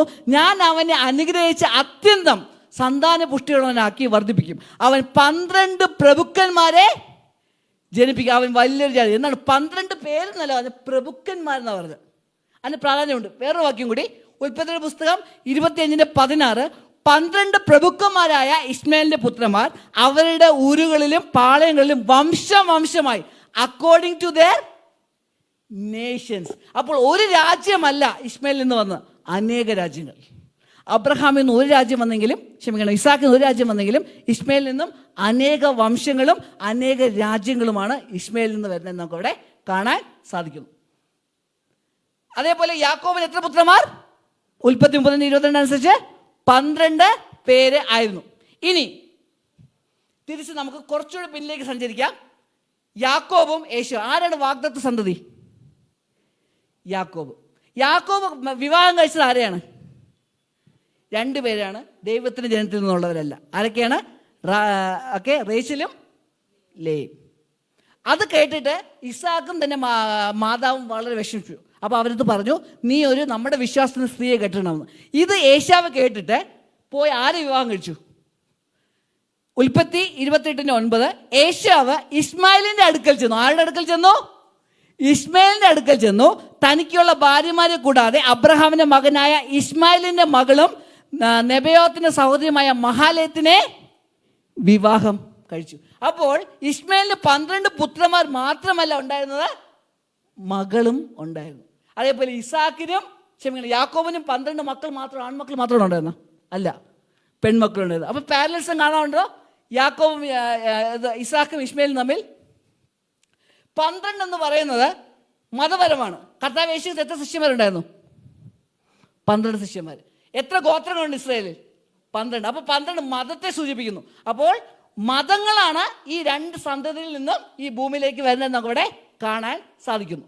അതേപോലെ ഉൽപ്പത്തിയുടെ പുസ്തകം 16-ാം അധ്യായം 9-10. യഹോവയുടെ ദൂതൻ അവളോട്, നിന്റെ യജമാനത്തിന്റെ അടുക്കൽ മടങ്ങിച്ചെന്ന് അവൾക്ക് കീഴടങ്ങിയിരിക്കുക എന്ന് കൽപ്പിച്ചു. യഹോവയുടെ ദൂതൻ പിന്നെ അവളോട്, ഞാൻ നിന്റെ സന്തതിയെ ഏറ്റവും വർദ്ധിപ്പിക്കും. അത് എണ്ണിക്കൂടാതെ വണ്ണം പെരുപ്പം. അപ്പോൾ പെരുപ്പമുള്ള എണ്ണിക്കൂടാതെയുള്ള സന്തതി അവർക്ക് കിട്ടുമെന്ന് വാഗ്ദാനം ചെയ്തു. അതേപോലെ ഇസാക്കിനോടും അബ്രഹാം തന്റെ വാക്ക് കേട്ട് എൻ്റെ നിയോഗവും കൽപ്പനകളും ചട്ടങ്ങളും പ്രമാണങ്ങളും ആചരിച്ചത് കൊണ്ട് ഞാൻ നിന്റെ സന്തതിയെ ആകാശത്തിലെ നക്ഷത്രങ്ങൾ പോലെ വർദ്ധിപ്പിക്കും. പക്ഷേ ഈ രണ്ട് അനുഗ്രഹങ്ങളിൽ ഒരു വ്യത്യാസമുണ്ട്. എന്താണ് വ്യത്യാസം? ഉൽപ്പത്തിയുടെ പുസ്തകം 28:14, നിന്റെ സന്തതി ഭൂമിയിലെ പൊടി പോലെ ആകും. നീ പടിഞ്ഞാറോട്ടും കിഴക്കോട്ടും വടക്കോട്ടും തെക്കോട്ടും പരക്കും. നീ മുഖാന്തരം നിന്റെ സന്തതി മുഖാന്തരം ഭൂമിയിലെ സകല വംശങ്ങളും, അബ്രഹാമിൽ കൂടെ സകല വംശങ്ങളും അനുവദിക്കപ്പെടുന്ന ആരിൽ കൂടിയാണ്? അവന്റെ സന്തതിയിൽ വരുന്ന കർത്താവായ യേശു ക്രിസ്തു. ചിന്തിക്കുക എല്ലാവരും. പ്രധാനപ്പെട്ട 3 മതം ഇന്ന് ലോകത്തിൽ ന്യൂസിൽ നടന്നിരിക്കുന്നത് ഏതൊക്കെയാണ്? ക്രിസ്ത്യാനിത്വം, യഹൂദ മതം, ഇസ്ലാം മതം. ഈ 3 പേരും ക്രിസ്തുവിൽ വിശ്വസിക്കുന്നുണ്ടോ? ക്രിസ്തു ഉണ്ടോ? ഉണ്ട്. ക്രിസ്തു യഹൂദർക്ക് ക്രിസ്തു വെറും മനുഷ്യനായിരുന്നു എന്നുള്ളൂ. പക്ഷേ എന്താണ് ഇസ്ലാം മതം ക്രിസ്തു വിശ്വസിച്ചത്? ക്രിസ്തു ഒരു പ്രവാചകനാണ്, നബി പോലെ ഒരു പ്രവാചകനാണ് ക്രിസ്തു. അതേപോലെ ക്രിസ്ത്യാനിറ്റി ക്രിസ്തുവിൽ വിശ്വസിക്കുന്നുണ്ട്. പക്ഷേ ഇതിൽ ഒരാൾ മാത്രമാണ് ക്രിസ്തു രക്ഷകൻ എന്ന് വിശ്വസിക്കുന്നത്. ആരാണ്? ക്രിസ്ത്യൻസ്. ഇവിടെ അബ്രഹാമിൻ്റെ മകനായ ഇസാക്കിൽ കൂടെ അനുഗ്രഹം വരുമെന്ന് പറയുമ്പോൾ അവർക്ക് ആരുണ്ട്? ക്രിസ്തു ഉണ്ട്. ഇന്ന് ക്രിസ്ത്യാനിത്വത്തെ യഹൂദ മതത്തിൽ നിന്ന് മുസ്ലിം മതത്തിൽ നിന്ന് മാറ്റി നിർത്തുന്നത് നമ്മൾ വിശ്വസിക്കുന്ന രക്ഷ ആരിൽ കൂടെ മാത്രം? ക്രിസ്തുവിൽ കൂടി മാത്രം, അവൻ്റെ നീതിയിൽ മാത്രം. അന്ന് ആബേൽ ചെയ്തതുപോലെ രക്തചൊരിച്ചിലുണ്ടായിരുന്നു. രക്തചൊരിച്ചിലില്ലാതെ പാപവിമോചനമില്ല. 2 കൂട്ടർ, സത്യാരാധികൾ, തെറ്റാരാധികൾ. സത്യാരാധികൾ എന്തിൽ വിശ്വസിക്കുന്നു? ക്രിസ്തുവിൻ്റെ രക്തത്താൽ മാത്രം നമുക്ക് രക്ഷ നേടാൻ സാധിക്കും. ഉൽപ്പത്തിയിൽ കാണിക്കുന്നു അബ്രഹാമിന്റെ സന്തതി ഇസാക്കിൽ കൂടെ മാത്രം ആ രക്ഷ നമുക്ക് വരും. അതേപോലെ അബ്രഹാമിന്റെ ഇസാക്കിന്റെ മക്കളെ കുറിച്ച് ചിന്തിക്കുമ്പോഴും എങ്ങനെയാണ് ഇശ്മായേലിന്റെ ജനനം? വിശ്വാസമാണ് അല്ലേ? 90-ാം വയസ്സിലാണ് മകൻ ജനിക്കുന്നത്. സാറയുടെ സ്ത്രീകളുടെ പതിവ് നിന്നുപോയി. അതൊരു അതിശയമാണ്, ദൈവത്തിന്റെ വാഗ്ദാനമാണ്. പക്ഷേ ഇശ്മായേൽ ജനിക്കുന്നത് എങ്ങനെയാണ്? നമുക്ക് ദൈവത്തിന് സഹായിക്കാം, ഇത് എൻ്റെ മാർഗം വഴി. അതേപോലെ യാക്കോബും ഏശാവും, ഒന്ന് വാഗ്ദത്തവും ഒന്ന് ജഡപ്രകാരവും. എന്ത് ചെയ്തു? ഏശാവ് തൻ്റെ ജ്യേഷ്ഠ അവകാശം എന്തിനു വേണ്ടി വിറ്റുകളഞ്ഞു? ഭക്ഷണത്തിന് വേണ്ടി. അത് ജഡപ്രകാരം ജൈവിക കാര്യങ്ങൾക്ക് പ്രാധാന്യം കൊടുക്കുന്നു. പക്ഷേ യാക്കോബ് തനിക്കുള്ള എല്ലാം വിട്ടുകൊടുക്കാനും, പക്ഷെ ആത്മീയ അനുഗ്രഹം എനിക്ക് മതി എന്ന് പറയുന്ന ആ വിശ്വാസം. ഈ ഏശാവിൽ നിന്നാണ് ആര് വരുന്നത്? ഏദോമൈറ്റ്സ്, ഏദോമിയർ. അതാണ് വേറൊരു ഗോത്രം. അപ്പോൾ അതും വരുന്നത് എല്ലാ അബ്രഹാമിന് ചുറ്റുവീട്ടിലാണ് വരുന്നത്. ഓക്കെ, ഏദോമിയർ വരുന്നത് എവിടെ നിന്നാണ്? ഏശാവിൽ നിന്നാണ് ഏദോമിയർ എന്ന് വരുന്നത്. പക്ഷേ ഉൽപ്പത്തി 22:2 വരാം. ഉൽപ്പത്തി 22:2. അപ്പോൾ അവൻ നിന്റെ മകനെ നീ സ്നേഹിക്കുന്ന നിന്റെ ഏകജാതനായ ഇസാക്കിനെ എന്ത് പേരാണ് വിളിക്കുന്നത്? ഏകജാതൻ, തൈൻ ഒൺലി സൺ ആണോ? അബ്രഹാമിന്റെ ഏക മകനാണോ? പക്ഷേ ദൈവം കാണുന്ന ഒറ്റ മകൻ. കാരണം എന്താണ്? വാഗ്ദത്ത പ്രകാരം ജനിച്ച മകനാണ്. ഒരിക്കലും ദൈവം ആഗ്രഹിച്ചില്ല അബ്രഹാം ആരെ വിവാഹം കഴിക്കണമെന്ന്. വെപ്പാട്ടിയായി ഹാഗറിനെ എടുക്കണമെന്ന് ദൈവം ഒരിക്കലും ആഗ്രഹിച്ചില്ല. അത് ദൈവത്തിന്റെ പദ്ധതി അല്ലായിരുന്നു. പക്ഷെ അവൻ അപ്രകാരം പോയതാണ്. നമ്മൾ പലപ്പോഴും ഇതേപോലെ തന്നെ ദൈവത്തിന്റെ പദ്ധതി അല്ലാത്ത പല കാര്യങ്ങൾ നമ്മൾ എന്ത് ചെയ്യാറുണ്ട്? ജീവിതത്തിൽ ചെയ്യാറുണ്ട്. പക്ഷെ അത് മാത്രമല്ല, ഇസാക്ക് ആരുടെ പ്രതിനിധിയാണ്? ക്രിസ്തു. യോഹന്നാന്റെ സുവിശേഷം 3:10 എന്താ പറയുന്നത്? തൻ്റെ ഏകജാതനായ പുത്രനിൽ വിശുദ്ധേവനും നശിച്ചു പോകാതെ നിത്യജീവൻ പ്രാപിക്കാൻ തക്കവണ്ണം ലോകത്തെ സ്നേഹിച്ചു. ആ ഏകജാതൻ കർത്താവ് യേശു ക്രിസ്തുവാണ്. ആ കർത്താവ് യേശു ക്രിസ്തുവിലേക്കാണ് രക്ഷ. എവിടെ കൂടെ മാത്രം? പലരും പറഞ്ഞു കേട്ടിട്ടുണ്ട്, ഖുർആൻ വായിച്ചോ, ഭഗവത്ഗീത വായിച്ചോ, ബൈബിൾ വായിച്ചോ, എല്ലാം ഒന്നാണ്. ആണോ? അല്ല, ഒന്നാണോ? പലരും പറഞ്ഞു ഇസ്ലാം മതം ക്രിസ്ത്യാനിത്വം ഒന്നാണ്. അല്ല. ഞാൻ ഇപ്പോഴും ഉത്തരം പറഞ്ഞു, വരാൻ പോകുന്നത് ഞാൻ കാണിക്കാം. എന്തെല്ലാം വ്യത്യാസങ്ങളാണ് വേദപുസ്തകവും ഖുർആനും തമ്മിൽ നമുക്ക് കാണാൻ സാധിക്കുന്ന. നമ്മൾ ആരാധിക്കുന്ന ഒരേ ദൈവമല്ല. ഇസ്മായേൽ എന്ന് പേര് വിളിക്കാൻ പറഞ്ഞു. ഇസ്മായേൽ, എൽ എന്ന് പറഞ്ഞാൽ ദൈവം. ദാനിയേൽ, റേച്ചൽ, അവിടെ എല്ലാം എന്താണ്? എല്ലുണ്ട്. ദൈവം എന്നാണ് അർത്ഥം. Michael, L. അള്ള എന്നും നമ്മൾ ആരാധിക്കുന്ന യഹോവയെ ഒന്നുമല്ല, അത് രണ്ടാണ്. അങ്ങനെ ആരെങ്കിലും പറയുകയാണെങ്കിൽ അവർ പറയുന്നത് രണ്ട്, അതല്ല, നമ്മൾ ആരാധിക്കുന്ന ദൈവം വേറെ ദൈവമാണ്. നമുക്ക് എന്നാണ് ഇന്ന് പലരും പറയുന്നു മതസൗഹാർദ്ദമാണ് വേണ്ടത്. ഏത് വഴി പോയാലും രക്ഷ നേടിയാൽ മതി. പക്ഷെ വേദപുസ്തകം എന്താ പഠിപ്പിക്കുന്നത്? ഭൂമിയിൽ രക്ഷപ്പെടാൻ ഒരൊറ്റ നാമം. ഏത് നാമം മാത്രം? കർത്താവായ യേശു ക്രിസ്തു. ആബേലിന്റെ വഴിയുള്ള സന്തതികൾക്ക് ദൈവം അനുഗ്രഹം കൊടുക്കുകയാണ്. അതേപോലെ നമ്മൾ വേദപുസ്തകം പരിശോധിക്കുമ്പോൾ വേദപുസ്തകം എന്താ പഠിപ്പിക്കുന്നത്? അബ്രഹാം ഇസ്ഹാക്കിനെ യാഗം കഴിച്ചു എന്ന്. പക്ഷേ ഇസ്ലാം മതം പഠിപ്പിക്കുന്നത് അതല്ല. അബ്രഹാം ഇസ്മയിലിനാണ് ആ യാഗം കഴിച്ചത്. പഴയ നിയമം അല്ല എന്ന് പറയുന്നു. അതേപോലെ പുതിയ നിയമം. എന്നാൽ പുതിയ നിയമത്തിൽ എന്താ പറയുന്നത്?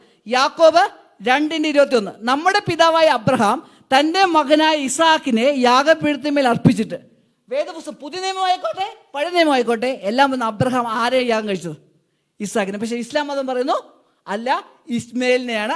അതേപോലെ ഇഷ്ടംപോലെ ഓപ്പോസിറ്റ്. ഇസ്ഹാക്ക് ആരായിരുന്നു? ഒരു കർഷകനും ആട്ടിടനുമായിരുന്നു. ഇസ്മയിൽ ഒരു വേട്ടയാടുന്ന വ്യക്തിയായിരുന്നു. ഇസ്ഹാക്കിനും ഇസ്മയിലിനും പേര് കൊടുത്ത ആര് തന്നെയാണ്? പേരിട്ടത് യഹോവയാണ്. പക്ഷേ ഇസ്ഹാക്കിന്റെ പേര് വന്നത് പിതാവിൽ നിന്നും, ഇസ്മയിലിന്റെ പേര് വന്നത് മാതാവിൽ നിന്നാണ്. മാതാവിന്റെ കരച്ചിൽ കേട്ടത് കൊണ്ട് അവൻ ഇസ്മയിൽ എന്ന് പേരിടണം. നമ്മൾ വായിച്ചു അത് ഉൽപ്പത്തിയിൽ. ഓക്കെ. അതേപോലെ ഇസ്ഹാക്കിന്റെ ഭാര്യയ്ക്ക് വേണ്ടി എങ്ങോട്ട് പോയി? കിഴക്കോട്ട് പോയി. ഇസ്മയിലിന്റെ ഭാര്യയ്ക്ക് വേണ്ടി പടിഞ്ഞാറോട്ട് പോയി.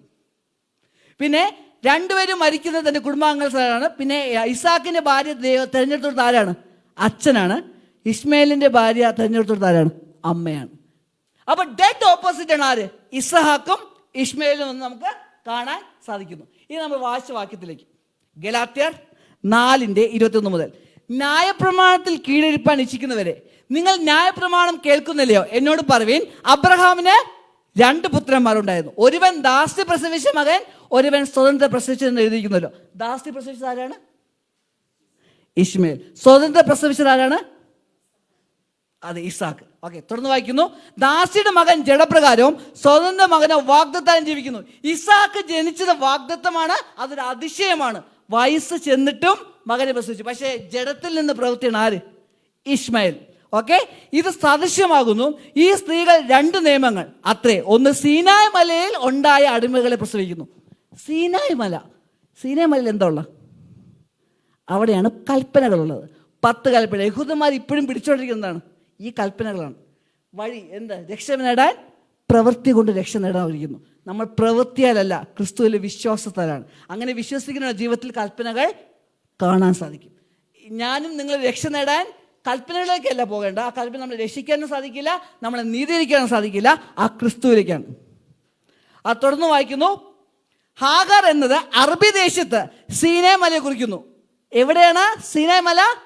അറബി ദേശം. വീണ്ടും മിഡിൽ ഈസ്റ്റിലേക്ക് നമ്മൾ വീണ്ടും അവിടെ റെഫർ ചെയ്യുന്നത്. ഓക്കെ, അത് ഇപ്പോഴത്തെ യെരുശലേമിനോട് ഒക്കുന്നു. അത് നിന്റെ മക്കളോട് അടിമയായല്ലോ ഇരിക്കുന്നത്. മീതിയുള്ള യെരുശലേമോ സ്വതന്ത്രയാകുന്നു. ഏത് യെരുശലേമിനാണ് പുതിയ നിയമത്തിൽ പ്രാധാന്യം കൊടുക്കുന്നത്? മീതെയുള്ള, ഇപ്പോഴത്തെ യെരുശലേമല്ല. ഇന്ന് മുഴുവൻ ക്രിസ്ത്യാനികളും മിഡിൽ ഈസ്റ്റിലേക്ക് നോക്കുമ്പോൾ നമ്മുടെ ശ്രദ്ധ എങ്ങോട്ട് വേണം? സ്വർഗത്തിലുള്ള, നമുക്ക് വേണ്ടി, ക്രിസ്തുവിന് വേണ്ടി ഒരുക്കി മണവാട്ടി പോലെ ഇരിക്കുന്ന യെരുശലേം നഗരം. അത് സ്വർഗത്തിലാണ്. ഇന്ന് മിഡിൽ ഈസ്റ്റിലല്ല. ഇസ്രായേലിന് ഇതിൻ്റെ ചുറ്റുമല്ല ഈ ദേശങ്ങൾ വരാൻ പോകുന്നത്. വടക്കേ ദേശീയ രാജാവും തെക്കേ ദേശീയ രാജാവും ദാനിയേൽ പ്രവചനം 11-ാം അധ്യായം അവിടെ പറയുന്നത് ഇസ്രായേൽ അല്ല. എന്തെന്ന് മനസ്സിലാക്കണമെങ്കിൽ വരാൻ പോകുന്ന സീരീസിലാണ്. ഇപ്പോൾ ഞാൻ പറഞ്ഞില്ല. ഓക്കെ, ഇനി തുടർന്ന് ക്ഷമിക്കണം. ഓക്കെ, പ്രസവിക്കാത്ത മച്ചിയെ ആനന്ദിക്കുക, നോവ് കിട്ടാത്തവളെ പൊട്ടി ആർക്കുക, ഏകാകിയുടെ മകൾ ഭർത്താവ് ഉള്ളവളുടെ മക്കളെക്കാൾ അധികം എഴുതിയിരിക്കുന്നല്ലോ. നാമോ സഹോദരന്മാരെ ഇസ്ഹാക്കിനെ പോലെ വാഗ്ദത്താൽ ജനിച്ച മക്കൾ. ഓരോ ക്രിസ്ത്യാനികളും ഇസ്ഹാക്കിന്റെ മക്കളാണ്. അങ്ങനെയെങ്കിൽ നമ്മൾ ആരാണ്? സാക്ഷാൽ ഇസ്രായേലാണ്. നമ്മളെ ചുറ്റിയാണ് പ്രവചനം, നമ്മളെ ചുറ്റിയാണ് അന്ത്യകാല സംഭവങ്ങൾ ഈ ലോകത്തിൽ നടക്കാൻ പോകുന്നത്. എന്നാൽ അന്ന് ജഡപ്രകാരം ജനിച്ചവൻ ആത്മപ്രകാരം ജനിച്ചവനെ ഉപദ്രവിച്ചതുപോലെ ഇന്ന് കാണുന്നു. ഈ ഉപദ്രവം പലരും എടുക്കുന്നതാണ്. മിഡിൽ ഈസ്റ്റിൽ കണ്ട ഇസ്രായേലിനായിട്ട് ആക്രമിക്കുന്നു. അതിനെക്കുറിച്ചല്ല പറയുന്നത്. ക്രിസ്ത്യാനിത്വത്തിന്, യഥാർത്ഥ ക്രിസ്ത്യാനികൾക്ക് ഈ ലോകത്തുണ്ടാകുന്ന കഷ്ടങ്ങളും പീഡകളെ കുറിച്ചാണ് ഈ വാക്യം പറയുന്നത്. ഉപദ്രവിച്ച് ഇന്ന് കാണുന്നു. തിരുവെഴുത്തോ എന്തു പറയുന്നു? ദാസിയെയും മകനെയും പുറത്താക്കി കളയുക. ഇതാരുടെ വാക്കാണ്? സാറ. നേരത്തെ പറഞ്ഞ് ശ്രദ്ധിക്കാൻ. ഓക്കെ, ഇവിടെ പറയുന്നു, തിരുവെഴുത്ത് എന്തു പറയുന്നു? ദാസിയെയും മകനെയും പുറത്താക്കി കളയുക. ദാസിയുടെ മകൻ സ്വതന്ത്രയുടെ മകനോട് കൂടെ അവകാശി ആകെയില്ല. അങ്ങനെ സഹോദരന്മാരെ, നാം ദാസിയുടെ മക്കളല്ല, സ്വതന്ത്രയുടെ മക്കൾ. ഞാൻ അവസാനിപ്പിക്കുന്നു. ഒരു ക്ലിഫ് ആംഗിളിൽ അവസാനിപ്പിക്കാൻ ആഗ്രഹിക്കുന്നു. സെപ്റ്റംബർ 15, 2020 എന്ത് സംഭവിക്കുന്നു? ഒരു അക്കോർഡ് സൈൻ ചെയ്യുന്നു. Abrahamic Accord. എന്താണ്? അമേരിക്ക മുന്നിന്ന് ഒരു എഗ്രിമെൻറ്റ്. ഏതൊക്കെ രാജ്യങ്ങൾ അറിയാമോ? സൗദി അറേബ്യ ഉണ്ട്, സുഡാനുണ്ട്. ഈ എഗ്രിമെൻ്റ് എന്തിനു വേണ്ടി എന്ന് പറയുമ്പോൾ ഇസ്രായേലിനെ ഒരു രാജ്യമായിട്ട് അംഗീകരിക്കുക. കാരണം അമേരിക്കക്കാർ സിയോണിസത്തിൽ വിശ്വസിക്കുകയാണ്. ഇസ്രായേലാണ് എല്ലാത്തിൻ്റെയും പ്രാധാന്യം. അവരെ അനുഗ്രഹിക്കുന്നത്, നമ്മൾ അനുഗ്രഹിക്കപ്പെടുന്നു. അവർക്ക് മതപരമായ ചിന്തയാണ് അമേരിക്ക ഇതിന് കൊടുക്കുന്നത്. അതുകൊണ്ട് ഇസ്രായേൽ നിങ്ങളെല്ലാം അംഗീകരിക്കണമെന്ന് സൗദി അറേബ്യ എല്ലാം ഇതിൽ ഒപ്പുവെച്ചു. പക്ഷെ ഒരു രാജ്യം ഒപ്പുവെച്ചില്ല. ഏത് രാജ്യം എന്ന് അറിയാമോ? ഒരു രാജ്യം ഒപ്പുവെച്ചില്ല, ഇറാൻ. ഇന്ന് ആര് തകർക്കുന്നു? ഇറാൻ. ഇറാൻ US ആക്രമിക്കുക മാത്രം, ഗൾഫ് രാജ്യങ്ങൾ ആക്രമിക്കുന്നത് എന്തുകൊണ്ട്? Abrahamic Accord. കൂടുതൽ മനസ്സിലാകണമെങ്കിൽ വരാൻ പോകുന്ന സീരീസിൽ അത് നമുക്ക് കൂടുതൽ മനസ്സിലാക്കാം, പ്രവചനം കൂടുതൽ മനസ്സിലാക്കാം. പക്ഷേ അബ്രഹാം, എന്തുകൊണ്ട് അബ്രഹാം? സകല വംശങ്ങളും വന്നത് അബ്രഹാമിൽ നിന്നാണ്. അബ്രഹാമിൻ്റെ പിതാവായ ഷേമിൽ നിന്നും, അവിടുന്ന് സഹോദരനായ ഹാമിൽ നിന്നും, അതേപോലെ അബ്രഹാമിൻ്റെ കസിനായ ലോത്തിൽ നിന്നും എല്ലാമാണ് ഈ ഉള്ള ജാതികൾ മുഴുവനുള്ള. പക്ഷേ വാഗ്ദത്തം ആർക്ക് മാത്രമാണ്? ക്രിസ്തു ഉള്ളവനാണ്. ഈ ഭൂമിയിൽ രക്ഷ പ്രാപിക്കാൻ ഒരൊറ്റ നാമേ ഉള്ളൂ.